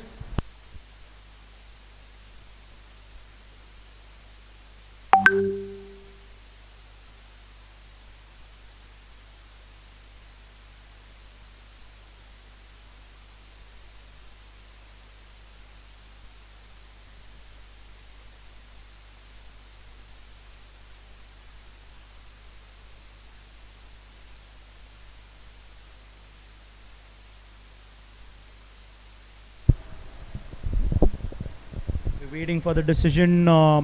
We have already Jose Bhai has taken a review here for the Vista Vikings. DRS review sponsored by Sapphire Turf.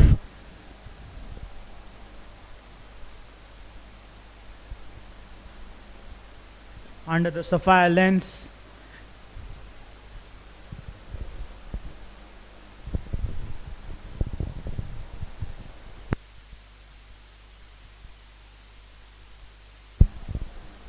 The more we see on the delivery, the more we feel like it's right in the middle of the stumps. But you never know. You know, these DRSs could just play differently. The right use of technology here in the Vista Premier League. The DRS review once again, you know, sponsored by the Sapphire Turf.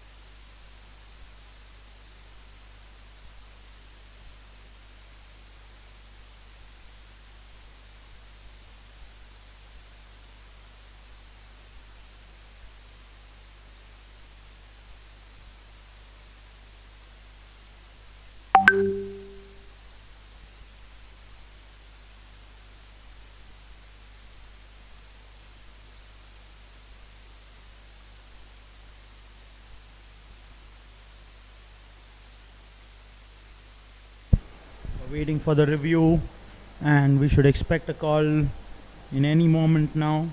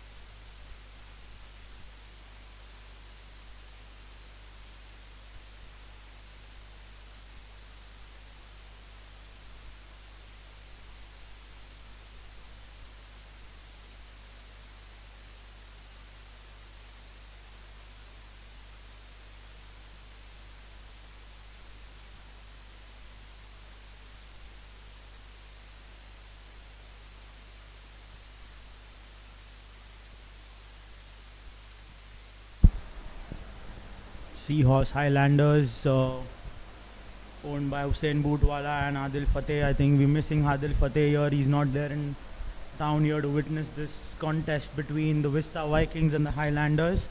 And we'll be seeing him soon. We are expecting him to come in tomorrow to watch the game. It's taking some time here to get the decision on track here for the DRS taken by the Vista Vikings.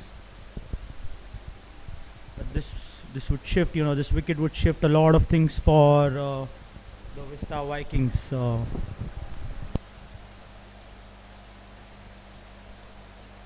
Who do you think is ahead at the moment, Hamza? I think once this wicket falls, Seahorse Highlanders are quite rightly into the game, because we've seen it in the past. The par score here is in the night games is 145 to 150, and anything under that, I think it'll be comfortable chase here for the Seahorse Highlanders.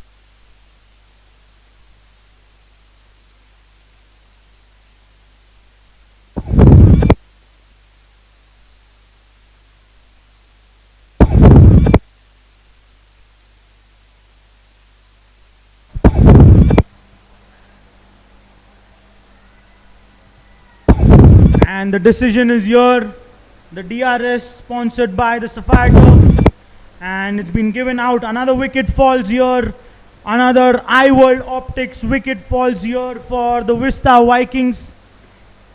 A crucial wicket of Huzef Bhai Patel, who was looking in some fine nick. He had some boundaries to get himself going.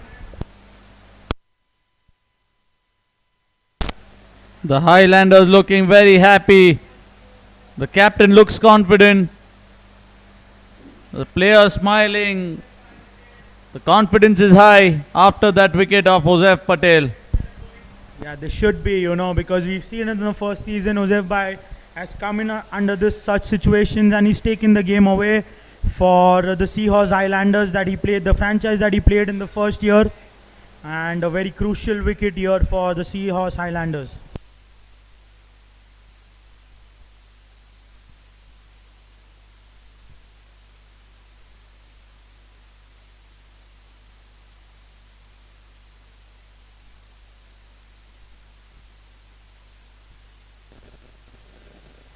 The new batsman in is Abbas Sefi from Amravati. Another young lad, bowls some good off breaks, and he's a good batter as well. He's come down to finish the innings here for the Vista Vikings. And a fantastic over by Hatim Ranji comes to an end. At the end of 16 overs, the score is 124 for 6.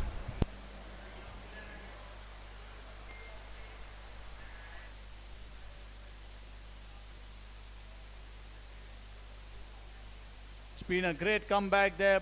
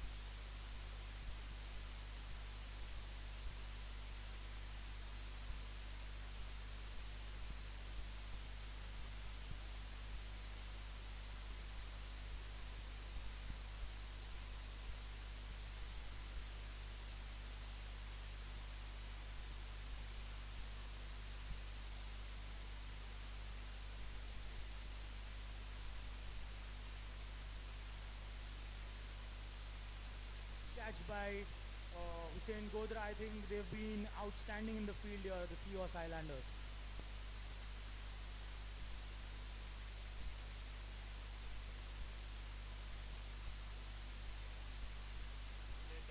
Delicately towards the third man region.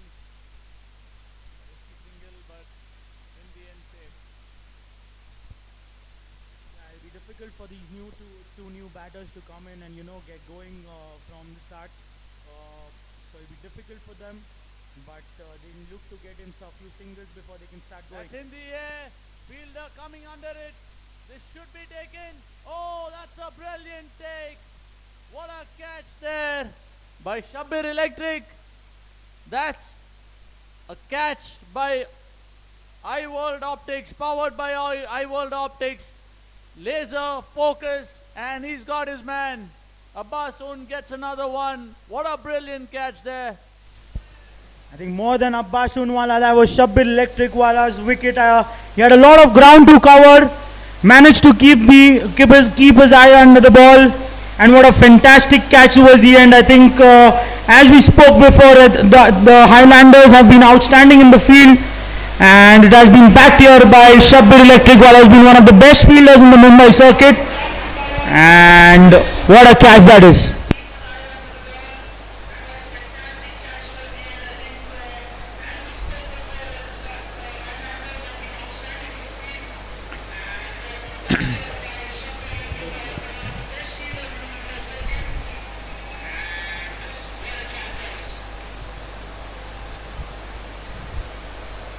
New batsman in Shabir Madraswala from Chennai again to face Abbasun. He needs to do something special. He can hit the long ball. Another fantastic batsman here, good youngster from... Oh, what a and he's gone! On a hat-trick is Abbasun. Oh, he's disappointed, Shabir. Abbasun gets his third. The wickets are powered by iWorld Optics. Crystal clear dismissal. The stumps go flying, and the Seahorse Highlanders are happy. What a comeback. There's been a great comeback here by Abbasunwala.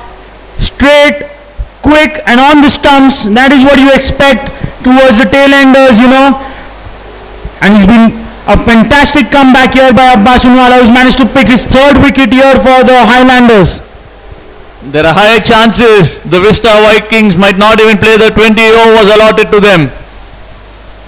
Yeah, I think the way they are going after the bowlers, it's as I said before, it's really difficult for the new batters to come in and just get going.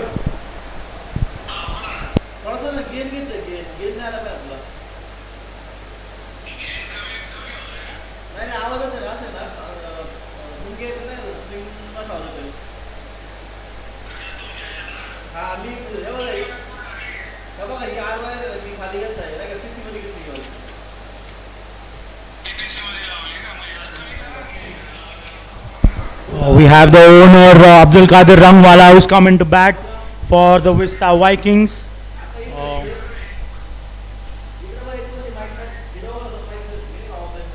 Oh, misses everything, misses the stumps, misses the keeper, misses the slip fielder, misses the bat, runs away to the boundary. Crucial runs there for the Vista Vikings. That's a boundary powered by Easy Arts and Prem. Looks like there was an edge there, missed by the keeper, missed by the slip fielder as well. And there was a hat-trick there. That hat-trick opportunity missed here by Abbasunwala. A difficult catch there, a thick edge. I think the slip fielder had to be more close to the keeper for that catch to be taken. Using his resources very well, the captain of the Seahorse Highlanders, Hussain Bootwala.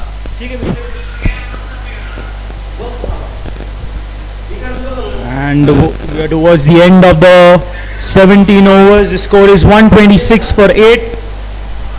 The Vista Vikings losing the plot here, by after the kind of start that they had. It was looking like an easy 180 plus score here, considering the kind of start they had in the power play. But things have not looked good for them post that. Searching for the ball, he did not know where the ball went, but gets a single in the end. Yeah, I think Hatim Ranji has been fantastic today for the Seahorse Highlanders. He's bowled stump to stump, and he's bowled some great spell today for the Seahorse Highlanders. coming into this final over of the spell here, Hatim Ranji.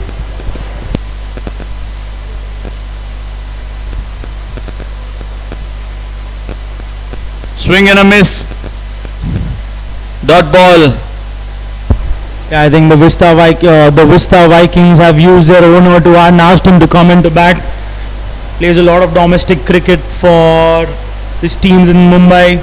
He's a good batter, likes to play on the top in the top of the order. Another swing and a miss. I think the plot should just be to take bat on ball, get singles. That'll help them get to close to around 150. I think that should be the idea. Try and get as much strike as to Abbas Saifi. I think we've seen in the previous tournament. I think Abbas Saifi can hit the ball long if he gets it under his arc. So that should be the plan by Kadir Bhai, to get the single back to Abbas Saifi. And doesn't look like that's going to happen. It's just the bowler and the keeper who are playing as of now.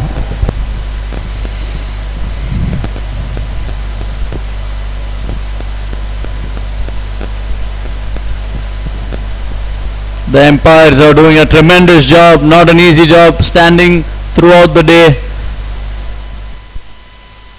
What brilliant bowling there, what brilliant bowling, on the money. Another swing and a miss. Looks like Kadir Bhai is not comfortable getting those under the ball. And he's missing a lot of...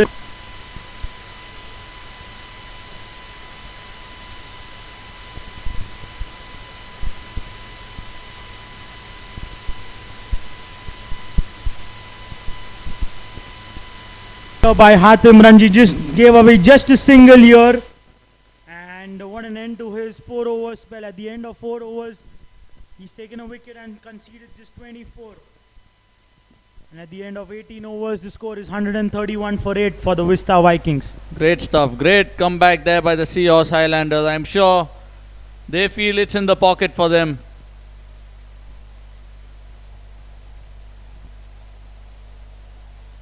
Final 2 overs here, and I think the idea would be to keep as much strike as he can for Abbas Saifi. That's firmly driven down the ground for a single that brings Kadir back on the strike. The Seahorse Highlanders would be happy to keep Kadir Bhai on strike, and that should be the plan for them.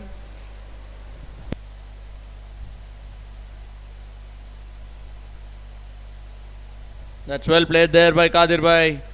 Singles are needed there for the Vista Vikings. Yeah, I think Kadir Bhai should look into give away singles and just take those singles and give as much strike as possible to Abbas Saifi. Quicker delivery outside off. Good pace variation here by Abbas Unwala. He's keeping the batsman thinking. Oh, that's a wide ball. Yeah, one too many there. Abbas Unwala is trying a lot, thinking a lot. Not sure if they are running and looking to ensure that they are not falling short of the over rate. That's cut beautifully towards deep point. There's a fielder stationed over there, which restricts the batsman to just a single. I think these two batters would be looking in to get in as many runs as possible in the last 8 deliveries, and if the plan would be to get to that 150 target. That's played well. The fielder is a touch in. Yeah, smart work there by Hatim Ranji. He's not really standing onto the on the boundary. He's standing a little closer, trying to get that run out.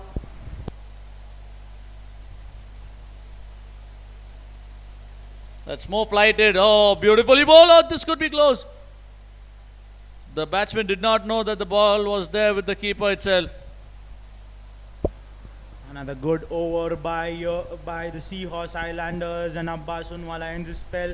At the end of 4 overs, he's conceded only 28 and taken 3 crucial wickets here for the Seahorse Highlanders. And looks like we can see Hussain Bhai Godrawala come in to bowl the final over here for the Highlanders. Kadir Bhai is on strike. We've seen some good bowling changes here by Usain Bootwala, Mustafa bhai. Yes, very, very well captained there by Usain Bolt, especially after getting smacked all over the place in the first 2 overs. What a comeback. Great captaincy. Yes, I think he's rotated the spinners rightly along with the pace bowlers, managed to keep a two-paced kind of a mix for the batters, to make sure that they are always on their toes. And we've also seen, a lot of boundaries being hit to the spinners from the end where Hussain Bhai is going to bowl from now. So Hussain Budwala has also ensured that, all his pace bowlers are bowling from that end. That shot in the air, fielder coming in. This could be a run out as well. Oh, that's a direct hit. No questions there about being safe. He was well short of his ground. The 9th wicket falls and the 3rd run out. We've seen some poor running between the wickets here for the Vista Vikings as his 3rd run out. And Saifuddin Mandapwala, who's been gotten for Hassan Ali Dolka, was standing on the cover region, gets a direct hit. And another wicket falls here. Another iWorld Optics wicket falls here for the Vista Vikings. And the 9th wicket goes down with 5 balls remaining. Can the Vista Vikings remain unbeaten or they will get all out is to be seen. I think the idea is for Abbas Saifi to go after the bowlers in the last 5 overs. They'll be trying to get as close as possible to that 150 marker, which looks like a par score here. Oh, that's good pace, good pace. A good hard length there by Hussain Bhai Godra.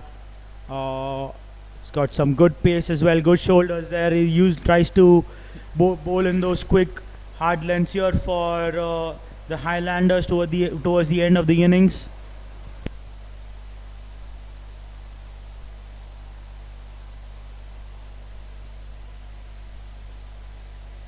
This could be another run out. That's great work there by Saifuddin by Mandap, covering a lot of ground, showing that age is just a number.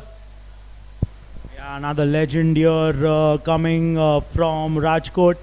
Saifuddin Lord in the past couple of overs. This one, only the bowler and the keeper playing here for the Highlanders. The batsmen are not really coming onto the bat and missing a lot of deliveries, ensuring the Highlanders get a lot of dot balls towards the end of the innings. Last ball coming up. And again, the length has been immaculate there. Just a single on the last ball of the 20th over. Good finish towards the end of the innings here by the Highlanders. Hussain Bhai conceding only 2 runs of that final over. And the target here for the Seahorse Highlanders is 139. I think the Highlanders would be really happy the way they've pulled things back for themselves after the kind of start the Vista Vikings had. They are 38 or so runs in the first couple of overs, and from there I think they've managed to score only close to 100 runs in the 18 overs that they've played.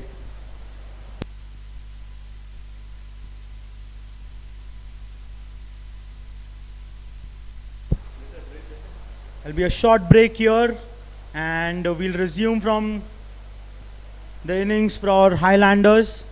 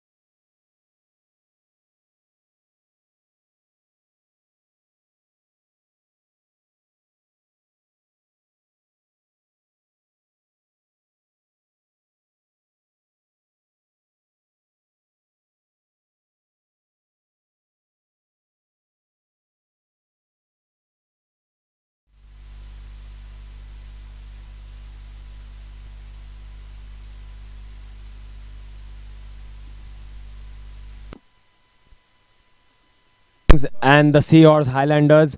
Pops, great start for the Vista Vikings, but they couldn't capitalize. A mere target of 138 runs for the Highlanders. Do you think with Darbar,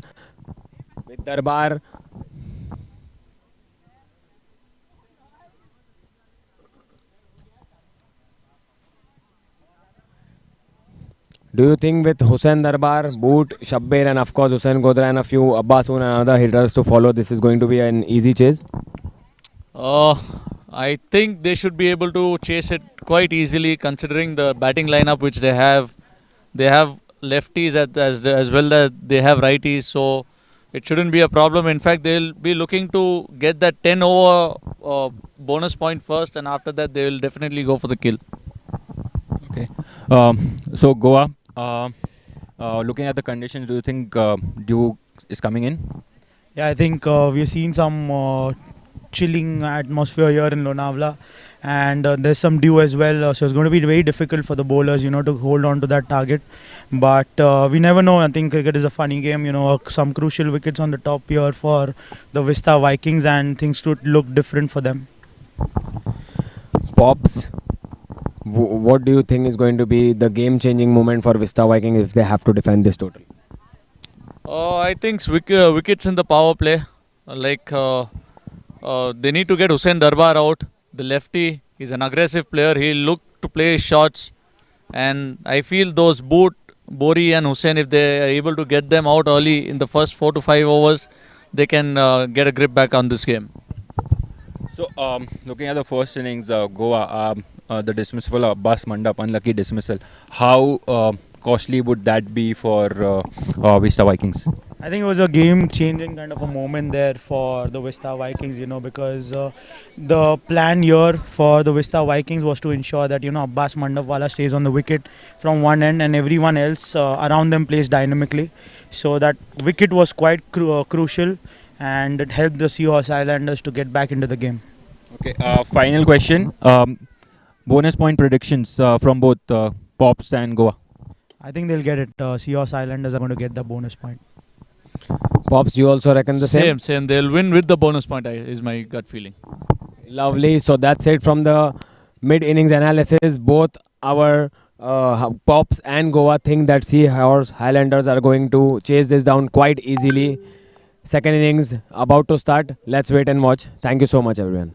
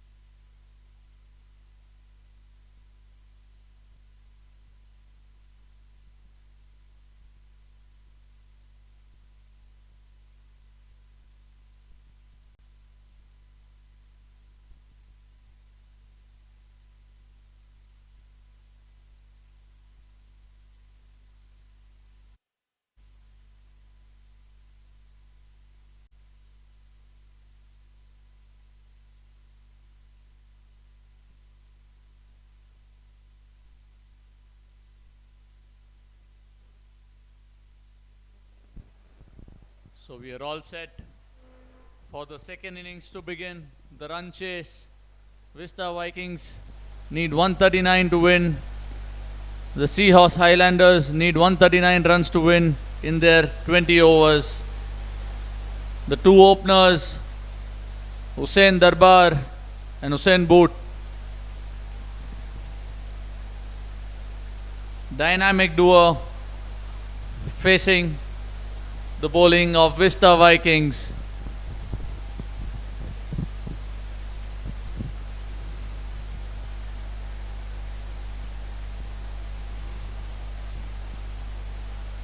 Darbar, the batsman on strike.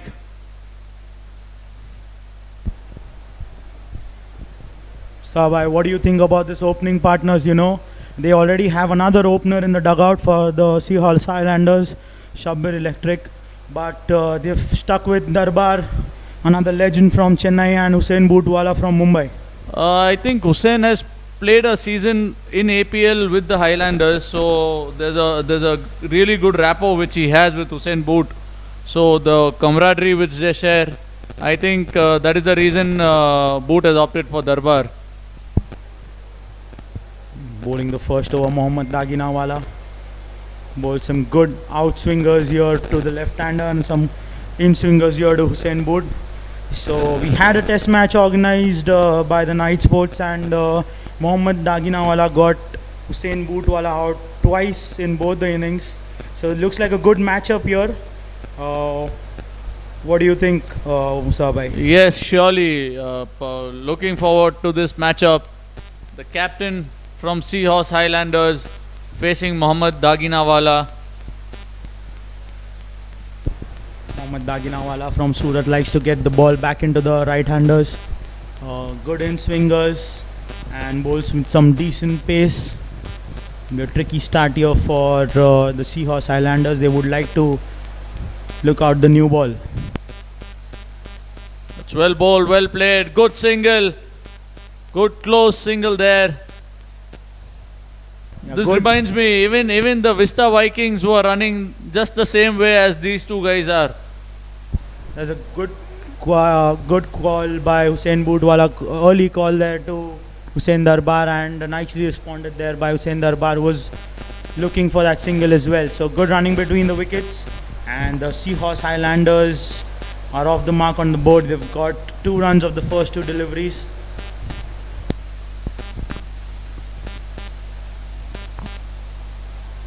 Play and a miss. That wasn't a ball to be cut. So you've played with Hussain Darbar for a long time, Mustabai in Chennai. Looking at the field, you know, there's Shabbir Madras who's standing at deep point, and also on top of it they have a point fielder in Shakir. So what is the plan here that they're looking out for?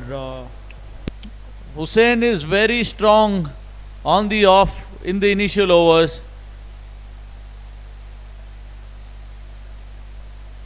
And he's a very good cutter, and he likes to play that lofted drives also. So if there is anything in his range, I'm sure he'll go after the bowling without thinking twice, because he has the ability to clear it with ease. And I have known him since when I started playing cricket. So he's one of my best friends through cricket, and we've been associated through cricket for many years. Quite rightly said. I think we've seen him win so many games, both of you all together. You know, Mustafa Basu and Hussain Darbar, you know, who've won so many games for the Chennai team. And good to know that, you know, Hussain Darbar is back into this VPL for season 2.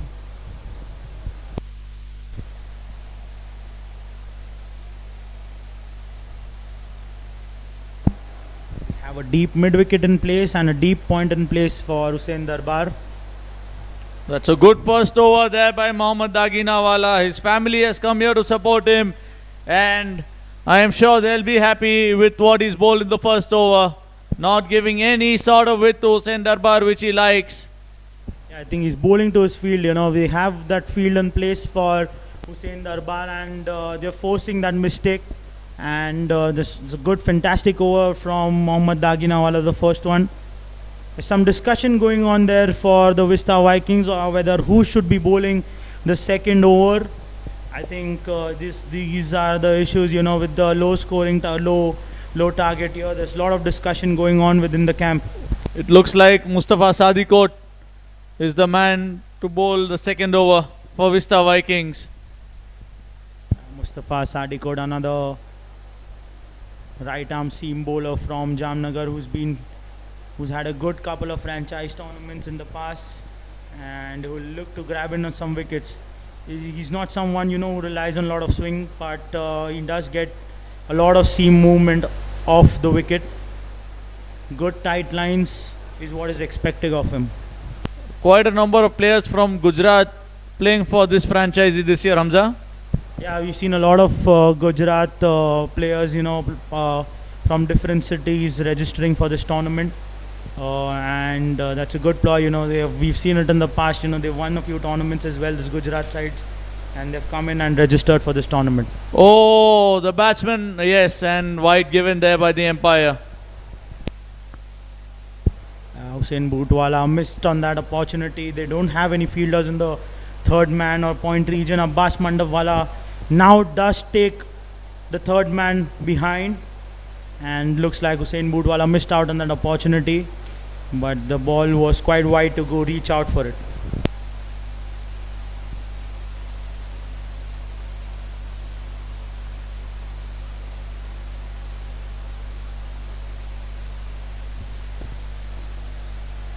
Oh, that's well bowled. Movement in the air.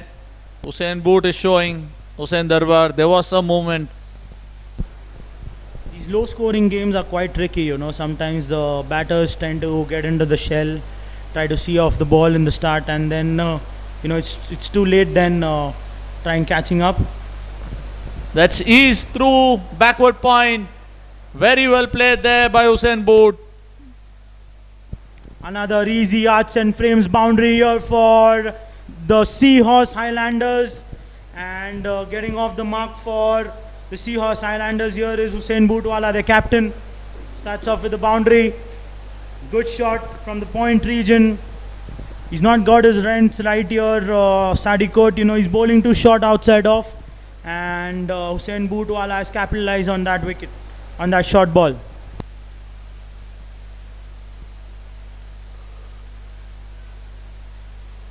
What do you think the approach will be from the Highlanders? To finish off the game as quickly as possible, or to just get settled in and finish it off? I don't think they are, as we speak. A great flick here by Hussain Bhutwala that goes for a boundary. Another easy arts and frames boundary. That's a premium frame shot here by Hussain Bhutwala. Getting another boundary here for the Seahorse Highlanders. And to your question, Mustafa, I think the idea here from the Seahorse Highlanders would be to play aggressive cricket in the power play. That is one way that Hussain Bhutwala likes to play as well. He doesn't look for any half measures. He likes to go out against the bowlers, and I think that should be the plan as well. If they want to chase this target, they're not going to look at the long term. When they chase this target, but the idea is to go aggressive from the start itself. He's already got 2 boundaries in this over. So Sadikot under pressure. Yeah, I think he just knows one way. I think I've played a lot of cricket with him. We play together in the club cricket level as well in Mumbai. He plays for Blue Moon Challengers together. We play for Blue Moon Challengers together. And he opens for my team as well. And this is this is the plan that we follow out there as well. To go hard. Because whenever the ball is hard, it comes nicely on the bat, and that's exactly when batters can look into score as many runs as possible. So that is the approach that he's going after as well. But a good comeback here after those 2 boundaries by Mustafa Sadikot. Getting some skid off the wicket, is good 2 deliveries to end the over here for Mustafa Sadikot. At the end of 2 overs, the score is 11 for no loss.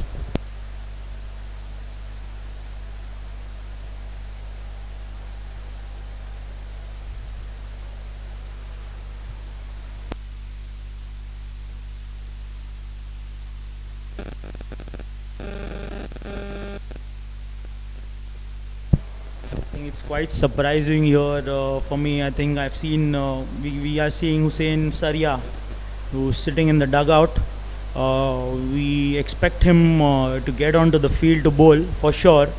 But for now, he's sitting in the dugout. One of the finest off-break bowlers from Mumbai. And coming into bowl his second over here, Mohammad Dakinawala. Oh, that's a brilliant shot. I told you, Hamza, anything where width is offered, Hussein will go hard. No chance for the fielder at extra covers to catch that.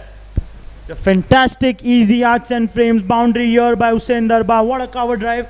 He's known for that shot. He's known for those shots in the off region. You know, we've seen it in the past.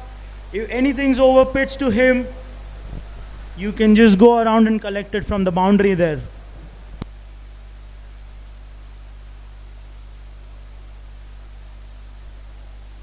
Oh, chase is a wide one. Wide given, rightly so.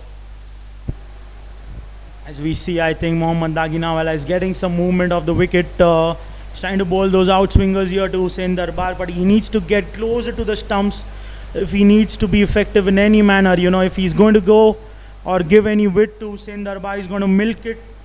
And That's the length. That's the length to be bowling to Hussein Darbar.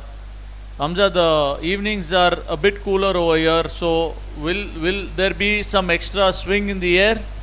Yeah, for sure. You know, I think there'll be some moisture of the wicket as well, considering there is slight dew on the ground. So there we'll see a lot of movement in the new ball.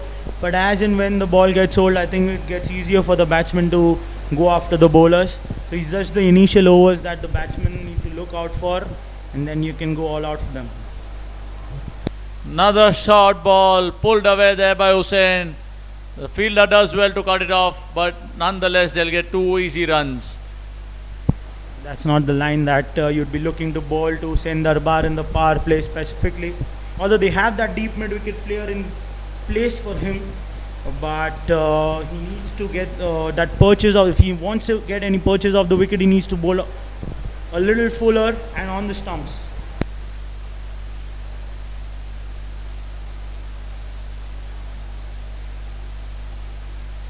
Easily played there by Hussein. Easy single, batsman well in, good coordination between these two, good running. Yeah, I think as you mentioned, they've played some franchise cricket earlier with each other, and we can see that going for themselves. You know, we've seen those quick singles as well, and they've responded well to each other's call, and we've seen some quick singles being taken within the circle.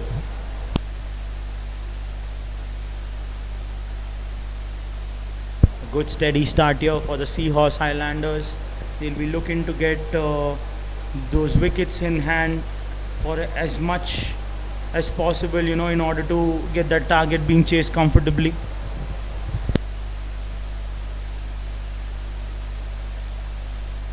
Full toss, oh, that could have been put away anywhere.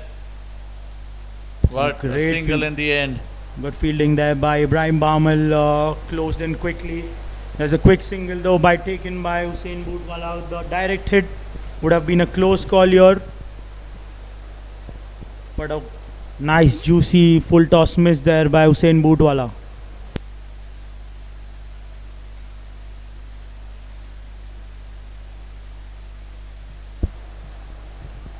What do you think? The Vista Vikings just a bit down at the moment? Yeah, I'm sure, you know, the only way they can make a comeback here is to get those early wickets in, and we can see the Highlanders are ensuring that they don't get that. There was already 20 runs on the board for them. And what a shot there! Easily cleared the mid-off fielder. Couple of bounces into the boundary. That's an easy arch and frame super pose. That's gallery worthy. Picture perfect shot there by Hussein Darbar. that's one way he likes to play. You know, any width offered to him, any over pitch delivery, he's going to go after them. And that's not the right field set here, I think, for Hussein Darbar, for the deliveries that Mohammad is bowling him. And the quality of Hussein Darbar, another 4 for him. What a brilliant start this is for him in this tournament. He's looked good. Who do you think is the X factor over here, where whom Vista will be looking to bank on, like what the Highlanders got in Hassan Ali Dolka? I think Shabbir Madras is one of them. Huzef Bhai Patel is one of them. Shabbir Madras, as we speak, has been asked to come on to bowl. He's played a lot of cricket here with Hussain Darbar in Chennai, so I'm sure he knows what lengths needs to be bowled to him. So that would be one idea that I think Abbas Manda would look into, get that wicket of Hussain Darbar. And having played with Shabbir Madras previously as well, I know he gets a lot of purchase of the wicket. So it's a good move here by Abbas Mandapwala.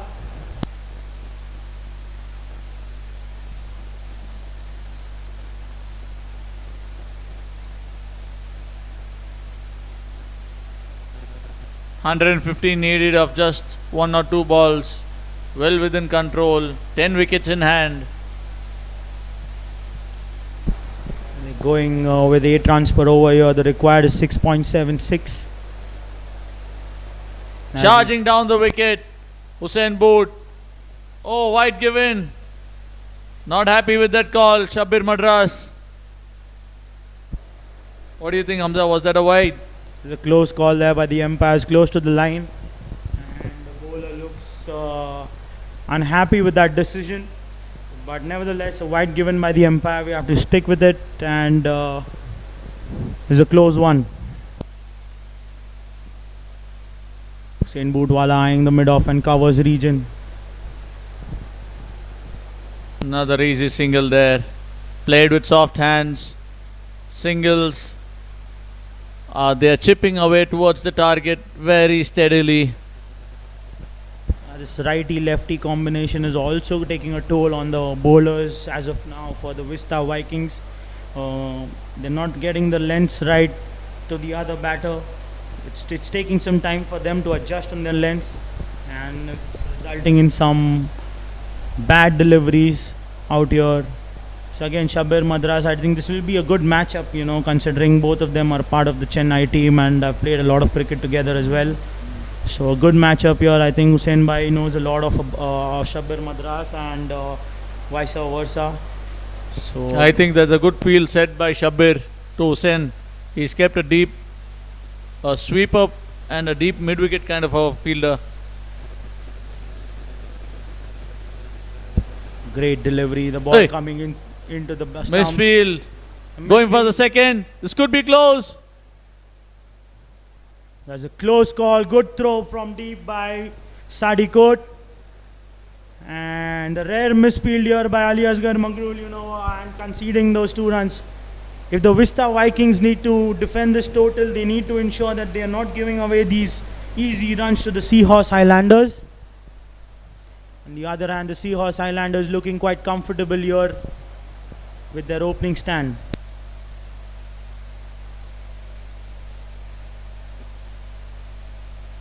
Oh, misses. This could be costly. There was a chance of a run out. Hussain was way down. If he had collected the ball cleanly, there was a chance for sure. Yes, I think this is one department that the Vista Vikings need to step up if they want to defend this total. We've seen 2 rare misfields from Ali Asgar Magrul in back-to-back deliveries. The first one resulted in a double, and the second was a run-out chance that they have missed. Could have been a pricey wicket of Hussain Darbar.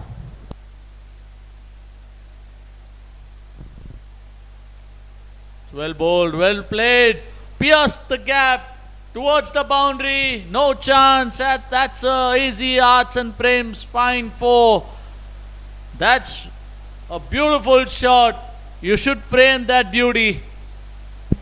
Nothing wrong with that delivery, to be very honest. Shabbir Madras, since he's come on, he's been on target to both these batters. But the pure timing and class there by Hussain Bootwala manages to pierce that gap for a boundary.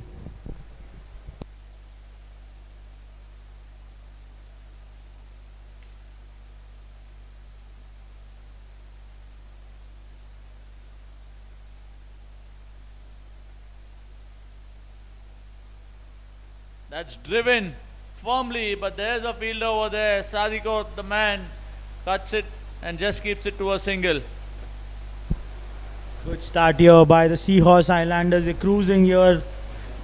The target getting close to under 100 now. Just 100 odd runs required. Close to 100 runs required now. It's a good opening partnership here by Hussain Bootwala and Hussain Darbar. Both of them looking quite comfortable with each other, trying to take away those easy singles as well whenever available, and getting those timely boundaries as well.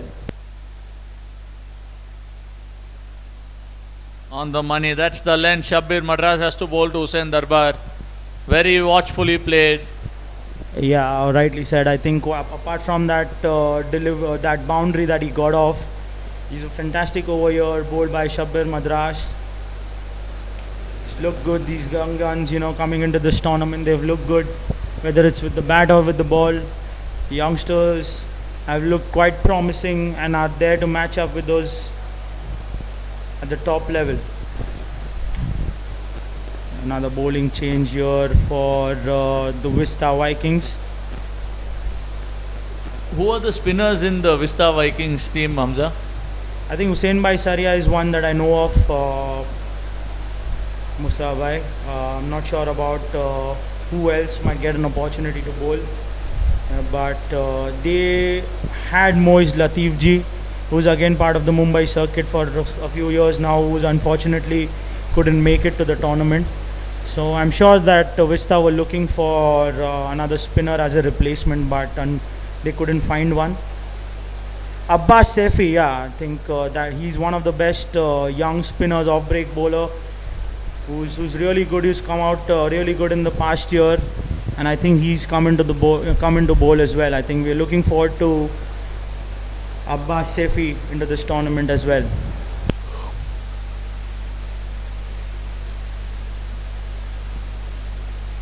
He has a very good action, very nice trajectory coming off his hand. So how old is he, Hamza?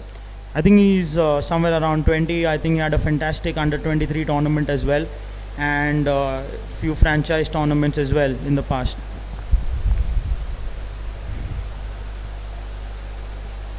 So a rare short delivery there. Hussain Bootwala couldn't get under the ball, but from what we can see, Musa Bhai, we're getting some purchase of the wicket. Abbas Saifi is getting some purchase of the wicket, so it will be a good matchup here with Hussain Darbar. My gut feeling says that anything pitched up, Hussain will eye that long on deep mid wicket regions. That's his favorite spot to play the spinners. Yeah, for sure. I think, but that is the risk that the bowler needs to take. Asking the batters to play off against the turn. But we know that anything pitched up, I think Hussain Darbar is going to deposit it out of the park. So he needs to adjust his length rightly. Abbas Saifi needs to ensure that he's not giving anything under the arc to Hussain Bhai.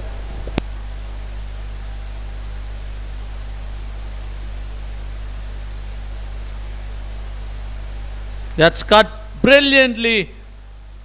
There is a fielder, does well, but 2 runs taken by Hussain. The score moves on to 35. Yeah, another bad delivery. If they are to defend this target, they need to get in with a few dot balls here, put the pressure back on the Seahorse Highlanders, asking them to do something different. If they keep on taking the scoreboard with the singles, it's going to be quite a cakewalk for them in order to chase this target. Another cut shot. This could be a run out. There's a fielder. Oh, a better throw was needed. A rare miscommunication here by Hussain Darbar and Hussain Bootwala, were looking quite good with the running between the wickets as of now, and a good throw would have resulted in a wicket here for the Seahorse Highlanders. On the back foot, but that was way outside the leg stump. A good bowling there by Abbas Saifi, keeping Darbar under check. Yeah, I think it was a nice delivery, forcing Hussain Bhai Darbar to go on the back foot and skidded off the wicket. That's cut again powerfully, but there is a fielder there just for that shot. Just a single, so that's good bowling again there by Abbas Saifi. Very good field setting. Vista Vikings just tightening things a bit here. Yes, Mustafa, I think. But on the other hand, it's been quite easy here for the Seahorse Highlanders. They're getting these easy singles quite available for them. Driven firmly. Another single down to long off for Hussein Booth, the captain. He's just playing just like how Abbas Mandap does for Vista Vikings. Just rotating the strike and giving the strike to the opposite person and asking him to do the talking. I think that is the conversation that both of these guys might have had considering the target. But in the future games, we'll see Hussein Bootwala targeting bowlers from the first ball itself. That is what his plan would be. But it's a good plan here, to see off the new ball and ensuring you get those 50 odd runs on the board first without losing any wickets, and then maybe both of them can go out there and play aggressive shots and close in on that bonus point as well as the target. So as we speak, there's another change in the bowling.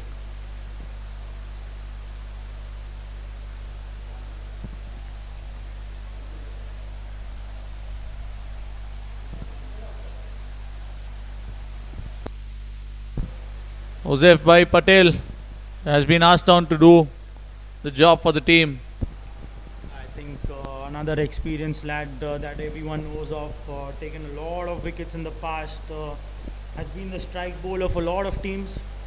And if there's any chance of the Vista Vikings to get back into the team, I think it's through this man.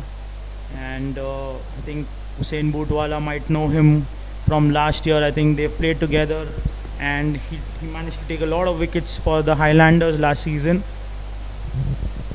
He has a very orthodox way of setting the field. He just asks his captain to take a lot of different angles, but he backs himself. He knows the kind of balls that he's going to bowl. We have two covers here, one standing on the face for Hussein Bootwala and a deep point in place as well. Well played there by Hussein Boot. Whoa, what a shot that is. Just caressed it towards the deep point region. The 4 powered by Easy Arts and Frames. That belongs in the showcase. What a fantastic shot. A bad delivery there by Joseph Patel. Lot of width offered to Hussein Bootwala. And the quality of that batsman, he's not going to leave those. None on the boundary here for Hussein Bootwala. They're cruising through at the moment, the Seahorse Highlanders. The Vista Vikings need to come up with a plan to halt this juggernaut. Yeah, I think the idea should be to accumulate as many dot balls as possible at the moment. They're giving away easy singles. Close. This could be close. No. Safely home. Yeah, these are the singles that we are talking about that needs to be stopped. They need to get in those dot balls, stop those singles. The point in the cover region, fielders need to close in on that from the circle and ensure that these singles are not taken in order to defend this total. Correct. The pressure needs to be built up.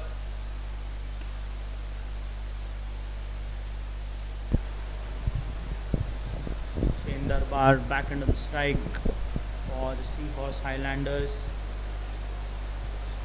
By Patel usually does get some movement for him with the new ball, and also has a lot of variation going for himself, especially for the left-handers, bowls those leg cutters and forces some bad hits to the batsman. That's very well played there. He knew he could not do much with that delivery, so just tapped it with soft hands and cleverly just for a single down to the other end. The kind of experience that Hussein Bhai Darbar possesses, he understands the game. He knows what exactly is required at the moment. The boundary of the first ball, he knows that the rest of the over he has to do nothing, not take any risk at all. Just milk those singles, get the scoreboard moving and get those 9 or 10 runs of the over. So they are right on track here, the Seahorse Highlanders. That's well bowled, well bowled. How much ever you keep the fielders in, they're able to manage those singles. Another quick single there by the Seahorse Island. This is exactly what the Vista Vikings need to stop. Although Zerbai asked the fielder to come in that position, the Seahorse Islanders yet managed to take that single. And this good running between the wickets here. They're keeping the scoreboard moving. They're not giving away any dot balls here. There's a fantastic start here by the Seahorse Highlanders. This partnership cruising towards the target.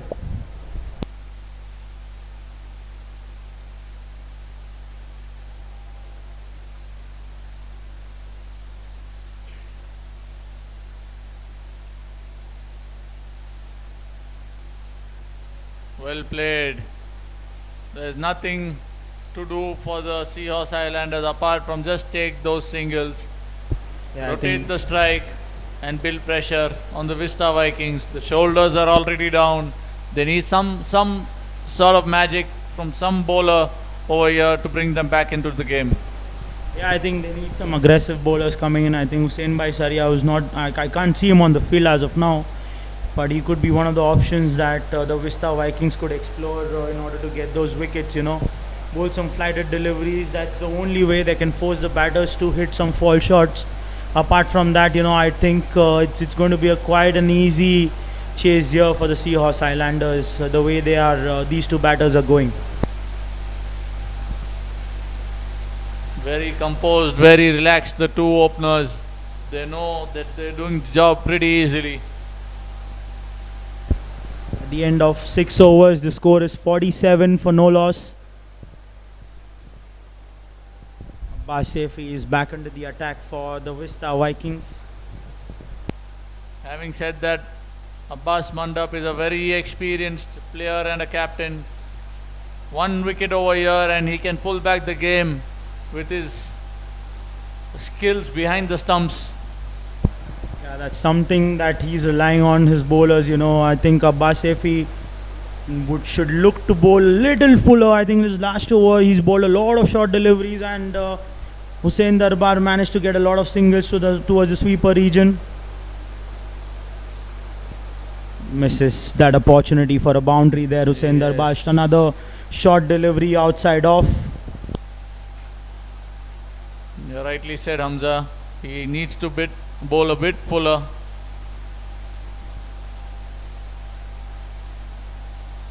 In the air, but that's vanished. That's a superb shot powered by Easy Arts and Frames.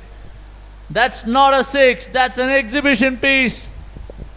I doubt you'll be able to fetch the ball in this darkness of the night. Yeah, I think that's the risk that these bowlers need to take in order to get the wickets. But there's a downside to it as well, considering the kind of quality that Hussain Darbar possesses. Anything pitched up, and it's going out of the park. Tried to sweep that, but not able to connect it properly. Nonetheless, a single easily taken. Singles have kept on coming for the Highlanders. I think that's the advantage. These two batters have coordinating. There's been some good communication between the two of them, and they've ran some fantastic singles in the circle to keep the scoreboard ticking. What a shot that is. Just open the face of the bat. 2 easy runs there for Hussain Booth, the captain. Quite rightly, I think he's seen that Abbas Sefi is trying to bowl a lot quicker as expected, so he's just using that pace to pierce to the gap. Another 2 runs for Hussain Bhootwala.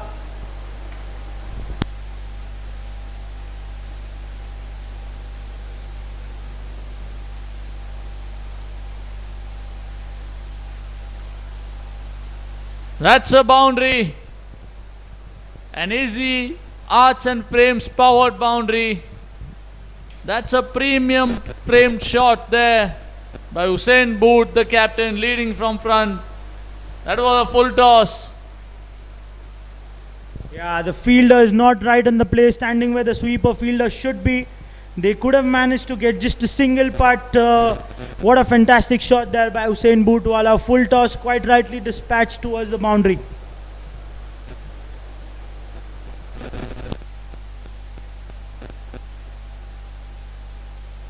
Oh, what a shot! Stand and deliver from the captain over the top of extra covers, powered by Easy Arts and Frames. Curating boundaries is the tagline of the day. Yeah, I think inside out, what a fantastic shot here by Hussein Bootwala. Knows exactly what the bowler is going after. In the mid match analysis, we both had predicted that the bonus points will be taken by the Seahorse Highlanders, and I think we're almost there. Another boundary here for Hussein Bootwala. Edge this time, but the kind of showcase that these two batters have, they have everything going in their favor. Another Easy Arts and Frames boundary here.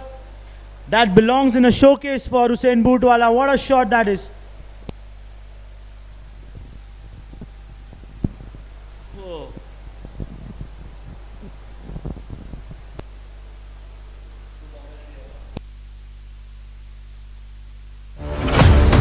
We didn't just build a business, we built a legacy.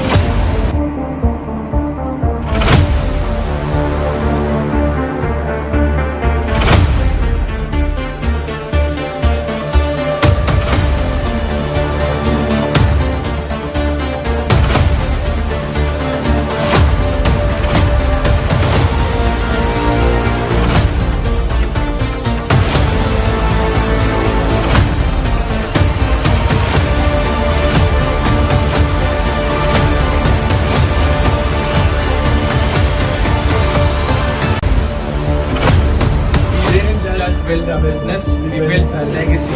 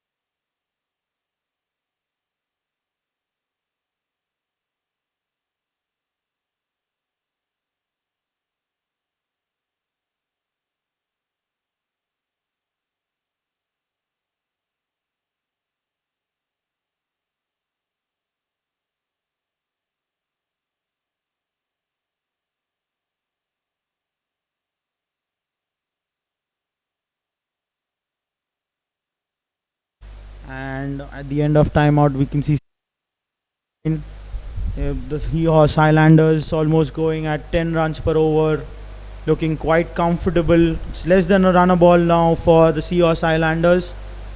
What do you think? Are we going to see any wicket falling here for the Seahorse Highlanders, Mustafa bhai? Oh, the way these two guys are playing, won't be surprised if they finish at no loss and they cruise to a comfortable victory over here. Yes, for sure. I think the kind of teams that we have in this tournament, once they are get another 20 odd runs or so, the idea from the Seahorse Highlanders would be to finish this target as quickly as possible to get that net run rate going in their favor.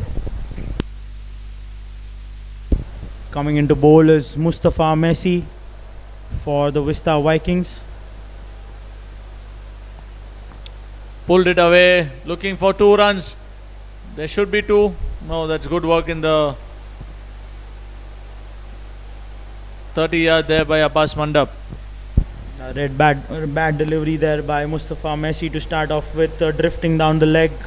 Hussein Darbar getting an easy single there, and that's been the idea, I think, for the Seahorse Island. The advantage that has boundaries is something that both the teams have managed to get, but the thing that takes this game away from the Vista Vikings is how the Seahorse Highlanders have managed to get those singles. They have always taken those singles at wills. There are hardly any dot balls played out in this innings.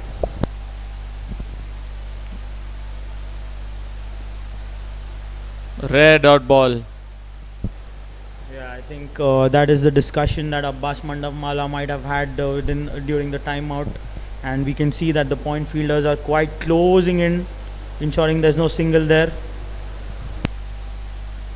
Single towards long on. Hussein Boot moves on to 39.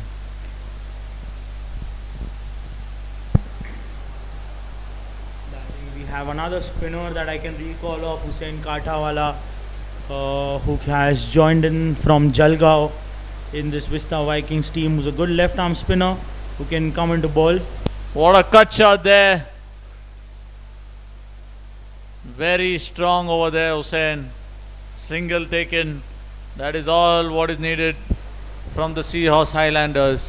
Yeah, I think that looks like a strong zone. You know, he's not missed a single cut shot towards the point region, and he's got a lot of runs in that region today for the Seahorse Highlanders. Another single there.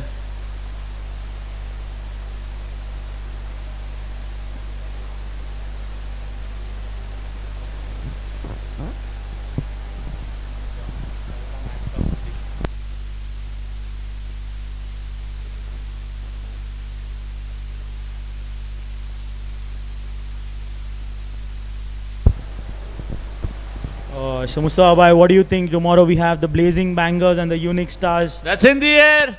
Fielder coming towards the ball. Lands safely.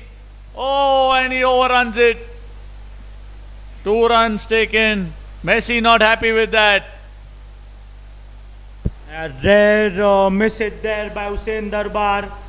Messi had foxed him, but fortunately that falls in the no man's land there, and they managed to get a couple of runs here, the Seahorse Highlanders. Coming back to the game tomorrow, I think in the morning we start with the Blazing Bangers and the Unique Stars. What do you think, Mustafa bhai? How does that game fold in the morning? It is a must-win game for the Unique Stars, having lost a crucial game today when they were right on top against the Shabir Lions, and Blazing Bangers had comfortably won their first outing against. Yeah, I think Blazing Bangers would have some momentum going on into the game tomorrow, but Unique Stars, we've seen it in the second game today. They have some powerful hitters, and they look to back themselves, and there'll be a very good game in the first up tomorrow on day 2 of the Vista Premier League. The second game is between us only.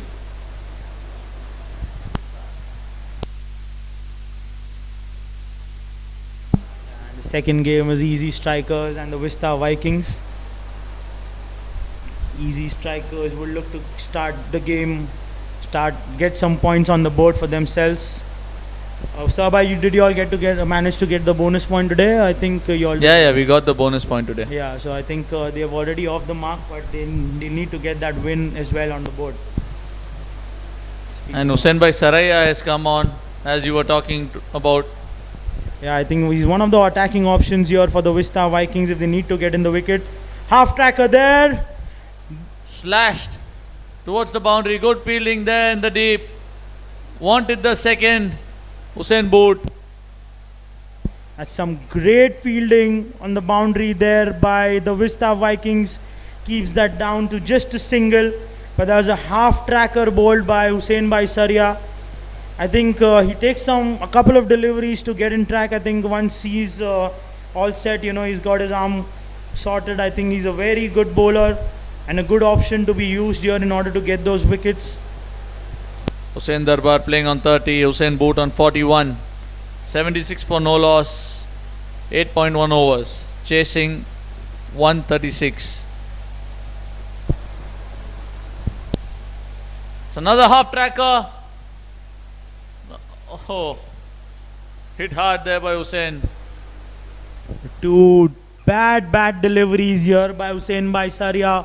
Both half trackers, but he's fortunate enough to just manage a couple of runs of those 2 deliveries. Is gripping an issue at night? It looks like it. He's finding it difficult to grip the ball, and it's not coming in right for him.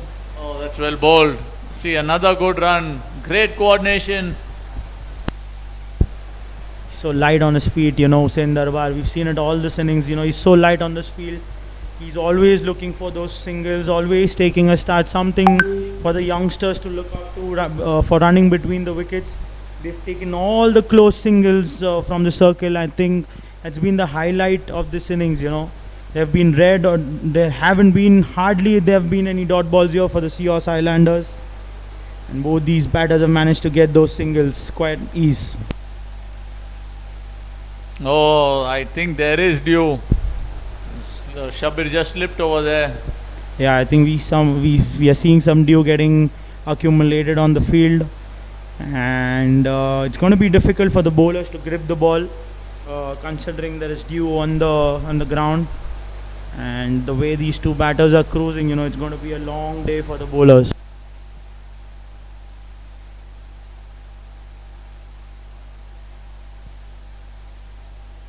Rare dot ball there for the Vista Vikings. I think Hussein Bhai is getting some grip and turn of this wicket.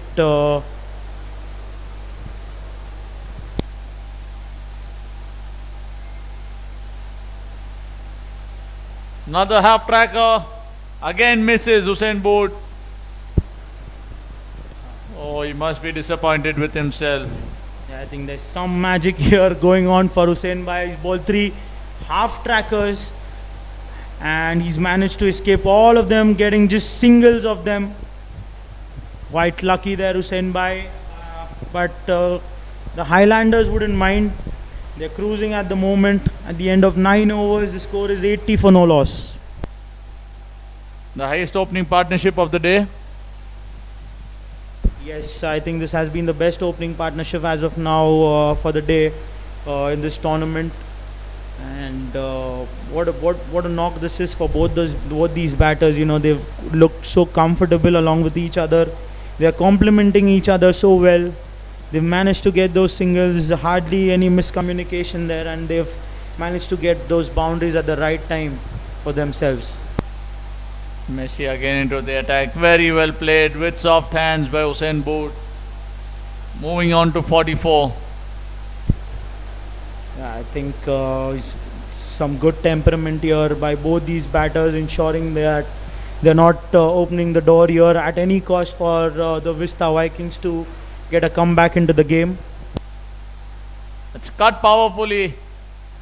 Fielder over there. Deep point region.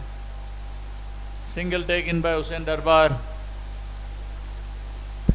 Again, that has been the strong zone for him. Anything pitched short and outside off, he's going towards that. He's going for that cut shot towards the point region. The fielder over there. Hussein wants a run towards that. Oh, this could be close. No, says the umpire. He's safe. Looked like safe from the commentary box up here. Yeah, looks safe there, but not sure if Hussein Bootwala wanted that single, but Hussein Darbar, light on his feet, always ready for those quick singles, wants to ensure that they are rotating the strike.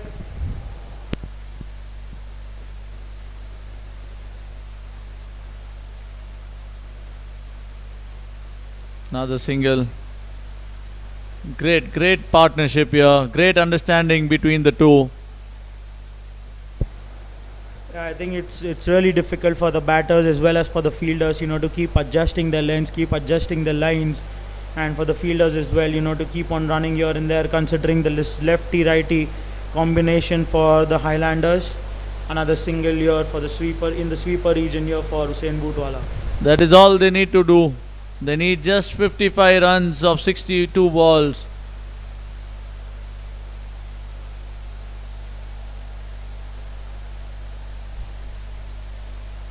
Yeah, I think the shoulders have dropped for the Vista Vikings. They can't see Abbas Mandapwala is looking around the field. Who could be that bowler who could get that wicket for him, and I guess he's tried all his options, but in vain. Yeah, I think that should be the right idea as well, considering, they are not getting close to get that win here. They need to try out all the options for the future games, give the bowlers an over under their belt to ensure that they have that bowl, they have those overs under their hand for the future games. So that should be the idea what Abbas Mandapwala should be going for. And speaking of which, they've gone for a bowling change and looks like another left arm spinner, Hussain Katawala, comes into bowl. This is the bowler you were talking about? Yeah, I think Hussain Kata, who's coming from Jalgaon, has had a good franchise tournament in the past. He managed to get a 5-wicket haul in that in one of those games. So good pick, good youngster coming from Jalgaon, and we can expect a few flighted loopy deliveries here from him.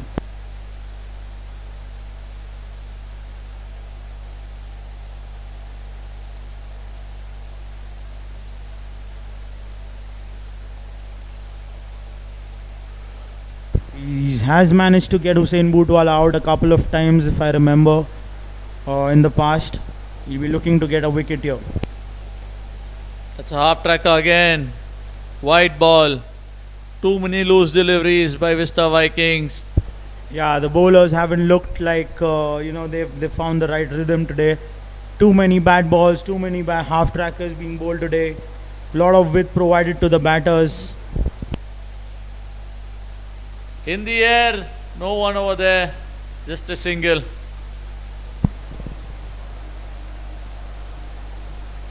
Another half tracker here. Hussain Bootwala goes onto the back foot, tries to get a 6 out there from the mid wicket region, but manages only a single.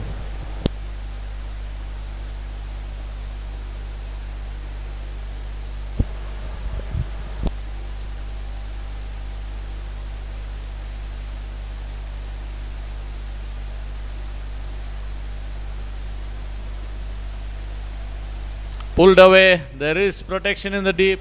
Deep mid wicket is over there. Just a single. Very sensibly, the two batters are playing out there without any risks. So Mustafa Bhai, tell me something, about this tournament. You're playing it for the first time. How do you feel? How these things have turned up here in the first season for you? Hamza, this has been a great tournament so far, and I mean the organizing part, right from the way the auction was conducted. I mean the organizing part, the way the communication was given to each and every player, the accommodation, the food, everything. The ground facilities have been top notch, one of the best. Another single there for Hussain Darbar towards the mid wicket region. Yes, Mustafa Bhai, I think it's been fantastic here, from players, so many players coming out all over India as well as from Dubai participating in this tournament, and it's been a great start today. I think the day one has been fantastic. We've seen some low scoring games in the first season, but today we've seen some cracker of the games, And there we go. First wicket falls there for the Seahorse Highlanders, and it's the captain. The wicket sponsored by iWorld Optics. The vision wins again. Yeah, I think losing concentration there. Hussain Bootwala, who's looking so good for his 50, but lost some concentration, lost their focus, a loose shot, and Hussain gets boot again. Yeah, I think this is the second time that he's got him. This matchup is something that was expected. He's got him in the past as well, and throws his wicket away today as well. He was looking good and could have stayed till the end and finished the game off for them, but unfortunately throws away his wicket. Very well, much needed wicket there for the Vista Vikings. They are having a discussion in the huddle. The onus is on Abbas to get things back in order for the Vista Vikings. Yeah, I think for Vista Vikings, any tiny margin to get back into the game would be to get in a couple of more wickets. There's no way they're going to stop them by getting those dot balls, because we haven't seen any dot balls as of now. There hardly been any dot balls. So the only way to get back into the game here for the Vista Vikings is to manage to grab these two wickets, these two crucial wickets. Shabbir Electric Wala from Mumbai who's come into bat at one down for the Seahorse Highlanders. Another promising youngster who's coming out of a century from the domestic tournament, local tournament in Mumbai. Recently a century in the Muscati tournament, 45 over game. A brilliant knock for him. He's coming out of some good innings here. Two left-handers at the crease now. I'm sure the fielders must be satisfied. They must be relieved. Yeah, I think there's been a lot of running for them. You know, the point fielders, the third man, and the fine leg fielders have been running all over the ground today. Considering the lefty-righty that was working so well for the Highlanders, they'll be relieved to see two left-handers here on the wicket. Oh. Good bowling there.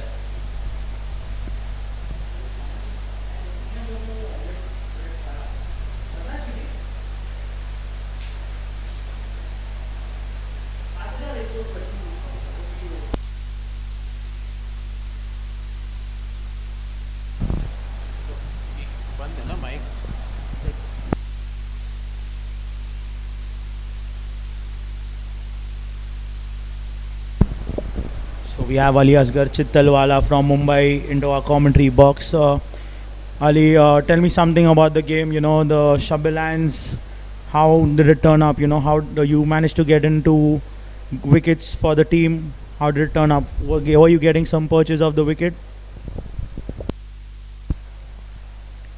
So we went for quite a few runs initially. So my only thought process was to put it in the right area, to be honest, and see what is happening. And my whole way of bowling is, you know, giving it air. So I was just trying to do that, to be honest. Yeah, and he managed to get the pricey wicket of Huzefa Saria. You know, he plays his local tournament with Huzefa, ours team, ours club. They play together, and he managed to get the wicket of Huzefa. He's looking good today, Ali Asgar Chittal. And what do you think of the knock by Mufaddal Retiwala today? An amazing knock. We were, what I think, 4 wickets down when he came into bat, and the asking rate was around 10, 9.5, 10.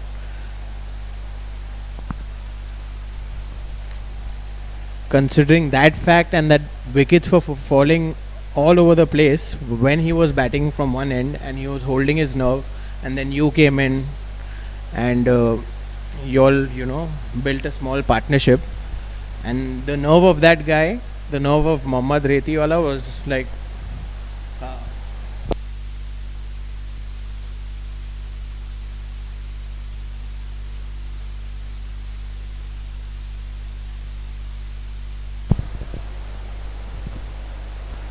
Yeah, I think not just him. I think we saw a fantastic knock there by Moiz Dalal, you know, who scored a 60 in the second game. I think he was looking so good there for the Unique Stars, and the Unique Stars would be expecting a similar knock by Moiz Dalal in the first game tomorrow with the Blazing Bangers.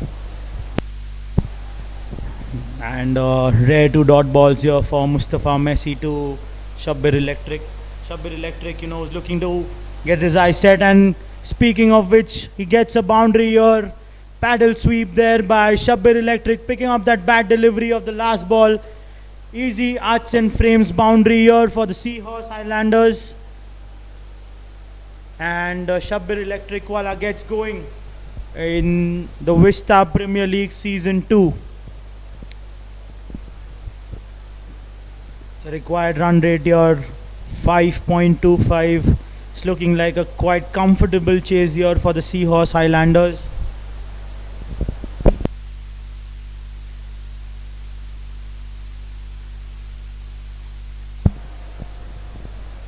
Hussain Katawala is brought back into the attack after he got that wicket of Hussain Bootwala.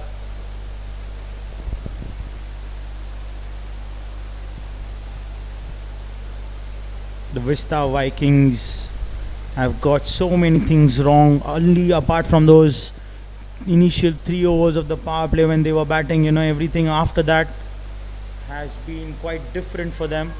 They haven't been able to put a rare fielding mistake, And a miss there by the bowler as well. Looked like a quite certain run out there. A wrong call by Shabbir Electric Wala. Could have got Hussein Darbar run out, but the bowler completely misses that ball. What looked like a quite certain run out there for the Vista Vikings.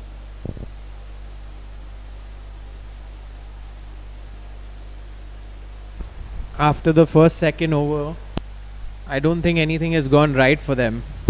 Yeah, I think they haven't quite rightly got that momentum going for themselves. You know, the momentum that was built for by Ali Asgar, by Magrul from Dubai. I think he was amazing. You know, he was milking it in the initial overs, getting so many boundaries in the first 2 or 3 overs in the power play for the Vista Vikings. Everything from there has gone down south for the Vista Vikings. You know, they haven't looked like they've got back into the game for themselves. And as we speak, another sweep shot here by Hussein Darbar. Picked the length quite early there, and a boundary. And in the deep square leg and mid-wicket region here, there by Hussein Darbar. Easy arch and frames boundary there. The Seahorse Highlanders are cruising towards the target here, looking to chase down the targets as early as possible. Single and gets back Shabbir Electric Wala back on strike. And as we speak, you know, they've lost wickets, Vista Vikings at regular intervals in the first innings, you know, and credit to the way the Seahorse Highlanders have bowled and managed to just keep them under 138. Fantastic running between the wickets. That has been the highlight of this innings. You know, we've seen Darbar and Bootwala taking those quick singles in the initial overs, and now another quick double taken by Shabbir Electric and Hussein Darbar.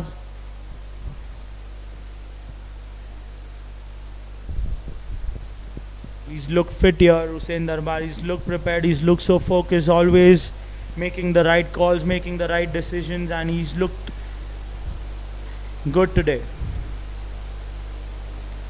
Goes for the lofted shot there. Shabbir Electric manages to get only a single there in the long on region. You have been here throughout commentating. Has there been any dew? Yeah, I think we could see slight dew, not much, but slight dew out here, which is making it difficult for the bowlers to grip. But not much, you know. Usually we expect a lot of dew on such grounds, but there's not a lot of dew. But yeah, there's been slight dew. I think that is making things difficult for the bowlers. And on top of it, I feel the Vista Vikings have not got the lengths right today. I think probably the kind of score that they've put up on the board, the bowlers have not backed themselves to defend this. You know, they haven't got the lengths right, they haven't got the lines right. Too many freebies to the batters, and on top of it, I think they've taken a lot of singles. So that has things have not going well for the Vista Vikings in this first game. Joseph Bhai Patel has been asked by Mandap to get back into the attack. The strike bowler, the only way they can get back into the game is Joseph Bhai tries to get a few wickets here in this over. Bowling spells here for the Seahorse Highlanders, but we've also seen a couple of 50s by Shakir and Hussein Bhai Darbar. Lot of contenders here. Full toss, doesn't get under the ball, manages only a single in the mid-off region here, Hussein Darbar. He's played a very steady innings so far, handling the fort from one end.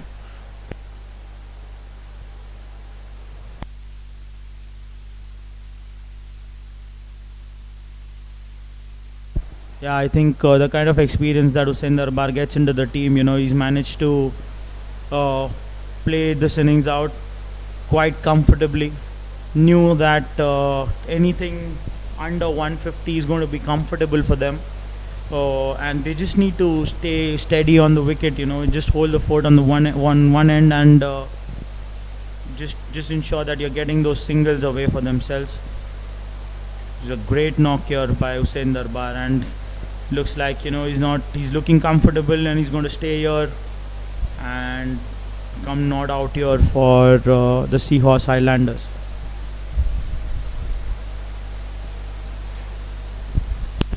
Seems to be a very jovial atmosphere in the Highlanders camp.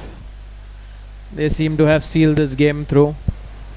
Yeah, I think the way these two batters as well as the opening partnership went for them, it's been quite light. The dugout, the atmosphere for the Seahorse Highlanders, they enjoy each other's company. A lot of players from Mumbai as well who have played cricket together for a long time.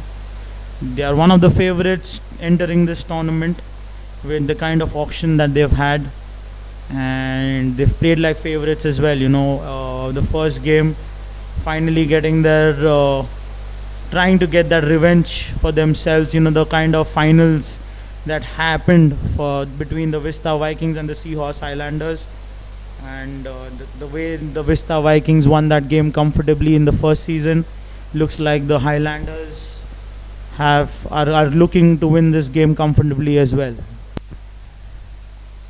And they really seem to have come with a mission, and it shows in the first game. And they made some key changes to the setup, getting 4 left armers, two left arm pacers, and 2 left arm spinners, and both seem to have done a fantastic job tonight.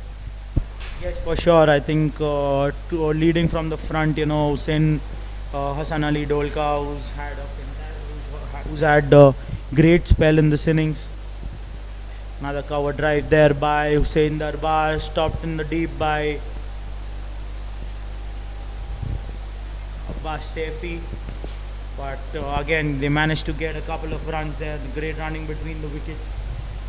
But yeah, I think they've got a good combination going on for themselves. The Seahorse Highlanders, the experienced left-arm spinners Abbas Unwala and Hassan Ali Dolkawala, along with the way. Oh, drop opportunity here for the Vista Vikings. Looked like an easy catch there. Tried to take that catch with the one hand, and looks like nothing's going in their way for the Vista Vikings. And another full toss here by Patel, and another easy arcs and frames boundary there by Hussein Darbar. Frame that beauty. What a shot. Full toss, deserved to be dispatched, and managed to get the boundary through the cover region. Their shoulders seem to have dropped. Yes, for sure. I think that's been the case from quite a lot of overs here. The Vista Vikings have dropped their shoulders. They know that it's going to be an easy getaway here for the Seahorse Highlanders, and they've tried all their options. Nothing's worked for them today. It's looking very difficult for them, and I think they'll need a strong comeback tomorrow when they play the easy strikers.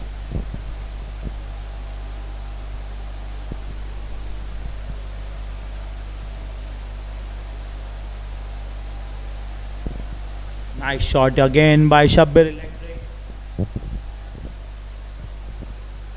Another misfield by Sadikot. So I think that they haven't quite looked like the team that they are. If you look on paper, the Vista Vikings have been a fantastic side. Coming into the tournament, people would have considered them to be one of the contenders to lift the target, to lift the trophy. But again, it's just the first game here in the season 2. I'm sure they'll come back stronger tomorrow. But today it's not looked good for them. The fielding has not been that great. They've given away a lot of singles, and there've been a lot of misfields as well, along with the drop catches.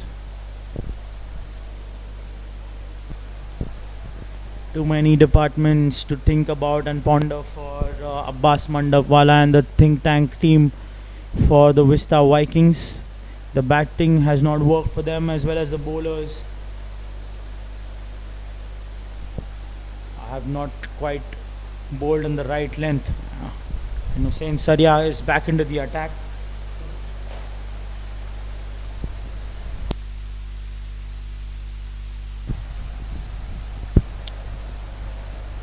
Mustafa, what does the Vista Vikings need to do to come back tomorrow against you all? I think foremost the batting needs to be addressed. After the opening partnership, they fell like a pack of cards. After the wonderful start they got from Ali Asgar, they should have carried on.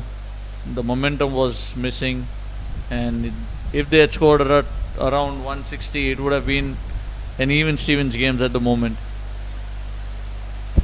It's quite rightly said. After the power play, I think they couldn't get going for themselves, and an unfortunate run out there for Abbas Mandawala turned things around for the Vista Vikings. Shakir and Abbas Mandawala were looking quite comfortable on the wicket. But having said that, it is a long tournament and this is just the first day. Exactly. And a lot of new players are playing for the first time together, so that is something that needs to be considered as well. Correct. Usually that the team needs some time gelling into the game, so usually you'll see some top performances coming out from teams in the later half of the tournament, as and when the tournament progresses. I'm sure that the kind of players that the Vista Vikings have, they're going to bounce back tomorrow and give it a good fight to the easy strikers. Lots to play for on day 2. Yes, I think day 2 is going to be a cracker of a day because full toss there. Shabbir manages only a single there missed out on that Shabbir Electric, who's looked quite settled and I think he's missed out on that full toss. Was looking to play in the long on and mid wicket region, but only manages to get the bottom half of the bat. They need to address their problems pretty quickly. The Vista Vikings team, they need to get into the huddle and they need to look where they went wrong today. That's cut powerfully. Oh, that's great piece of fielding. That's a brilliant stop there. Backward point. Ali Asgar Makrul there with a diving effort and saving a quite certain boundary there. The end of 17 overs, the score is 132 for 1, and they require just 7 runs of the last 18 balls. Here, the Seahorse Highlanders, what looks like a comfortable win for them. Our prediction was bang on, Hamza. Yes, Mustafa, it was bang on, considering the kind of batting order that they have and the guys that we thought of were going to cruise this game away for the Seahorse Highlanders. I think we predicted that Darbar would take the game away from them along with Boot and Shabbir, and that's exactly what we've seen today.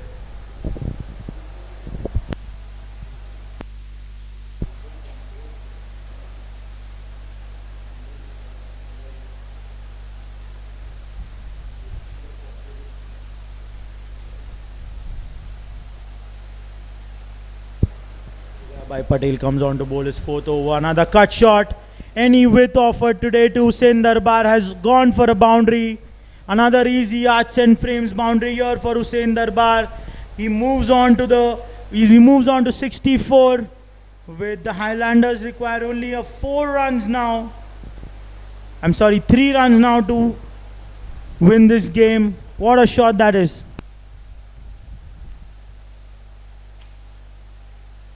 Once the match gets over, the Highlanders will be sitting pretty on top of the table. And that's the end of the game with a massive 6 over long off. Another easy arch and frame 6 there by Hussain Darbar to seal the game. What a shot, anything over pitch, he's gone for it. And the Seahorse Highlanders have comfortably chased this target down in the 17th over, 17.3 overs. What a chase this is. And the dugout looks quite happy here for the Highlanders. A convincing win for them. Stay tuned, we'll join you and our viewers in the post-match presentation.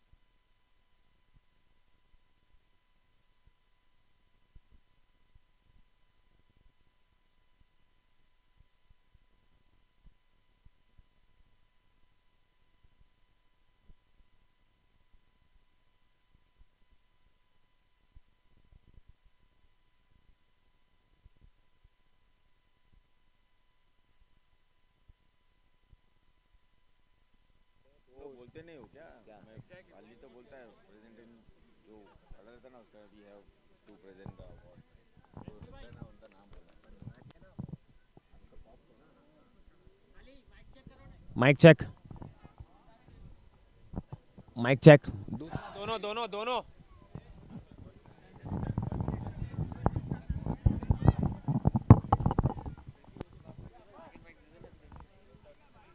Second mic उसको दे देना ये आएगा ना अपना आएगा हाँ interview के लिए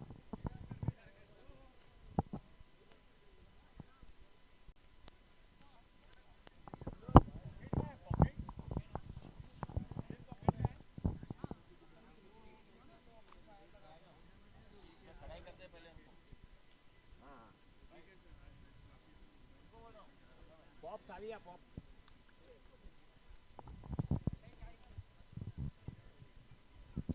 भाई वो किसी को दे दो ना आप भी आ जाओ ना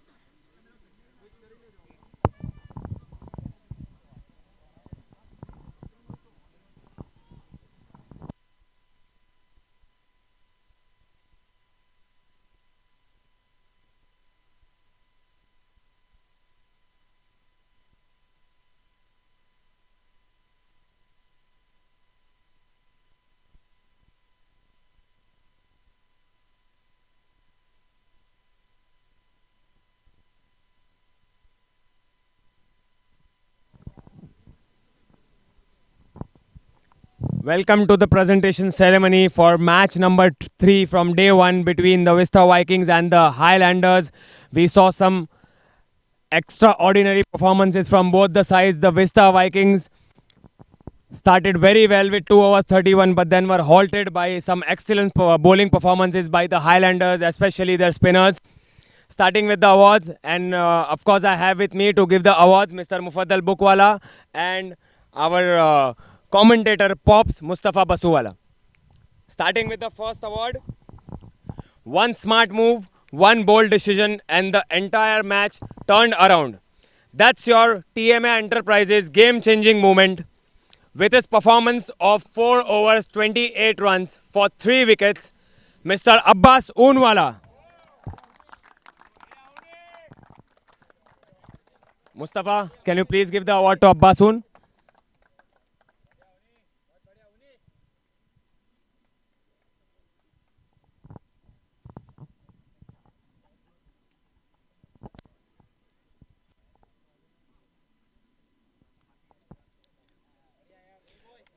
As they say, fielding wins you matches and tournaments.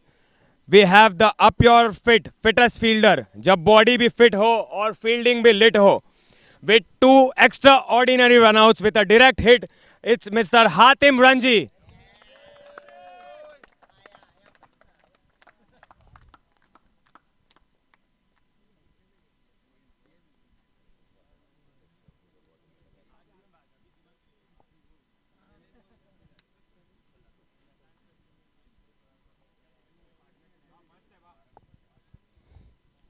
Talking about matches and tournaments, but this particular award always wins you tournaments and tournaments only. It's the Altius clutch catcher, har match ka catch master for his amazing running catch at the boundary, Shabbir Electric Wala.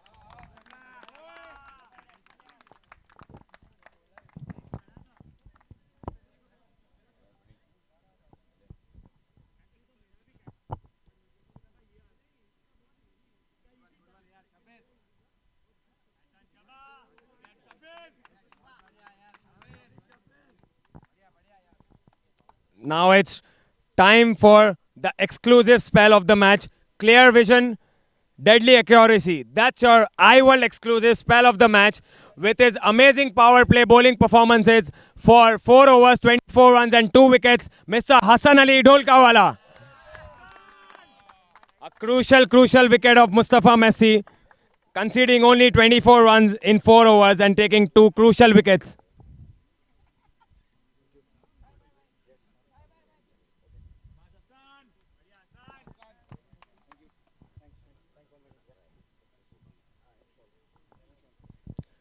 Now, when power meets perfection, every shot becomes a masterpiece. Today's innings was truly frame-worthy, presenting the easy arts and frames power hitter of the match. 34 balls, 48 runs. With 7 fours, Mr. Hussain Bootwala, the owner and captain of the Seahorse Highlanders.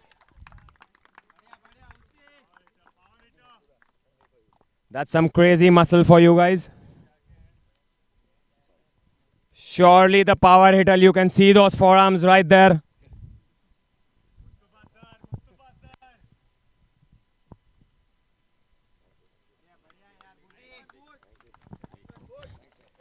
And now of course, I have Pops who will be giving the award to his best friend for his smart investment, massive returns.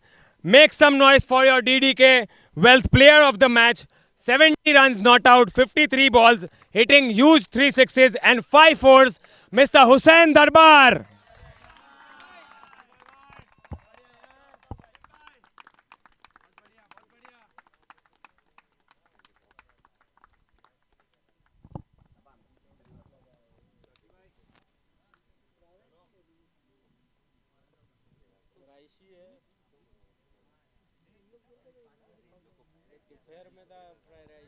Well played, Hussain Bhai. And thank you, Pops and Mufi Bhai. Hussain Bhai, can I have an interview with you, please? Can we move on to the Sapphire Turf and MM Dil, our food partner and media partner?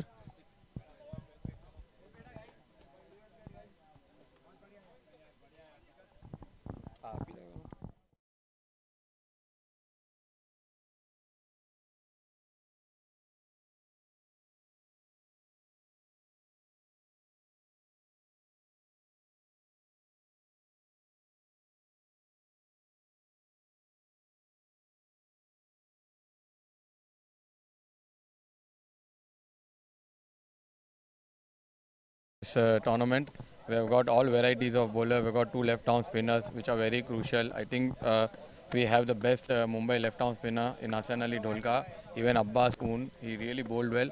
And it was an altogether performance from all the bowlers. They knew what lengths to bowl, and the captain gave them that field. I think we fielded well also. It was backed by good ground fielding, good catching. So that helped us contain a lot of runs, actually. After that start, we saw you guys making a hurdle. What were the words from your captain, Hussain Bootwala? Nothing much. He told that don't bowl up, don't bowl in the areas of the batsmen. Call them forward. Don't bowl full length deliveries. Just bowl short of length. Let's see what the batsman does from there, and that worked for us.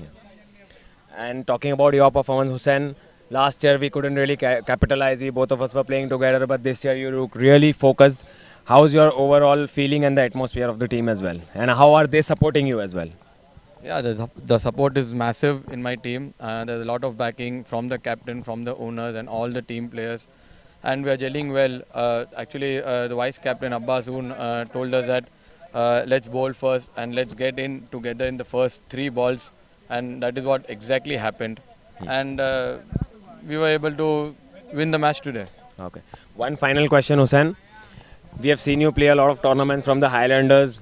Can we just call this your favorite franchisee team? Yes, in Mumbai, yes, I've been playing in Highlanders. This is the third year I've been picked, and a lot of faith they are showing in me. So I have to give them back by good performances. Okay, thanks a lot, Hussain. Hoping for another 50 tomorrow from you. All the best. Thank you. Thanks a lot. Cheers. Cheers. That's it from the presentation ceremony from day 1. Highlanders being the first team to score 4 points on the points table. We'll see you guys tomorrow for day 2 of the Vista Premier League Season 2. Thank you, everyone.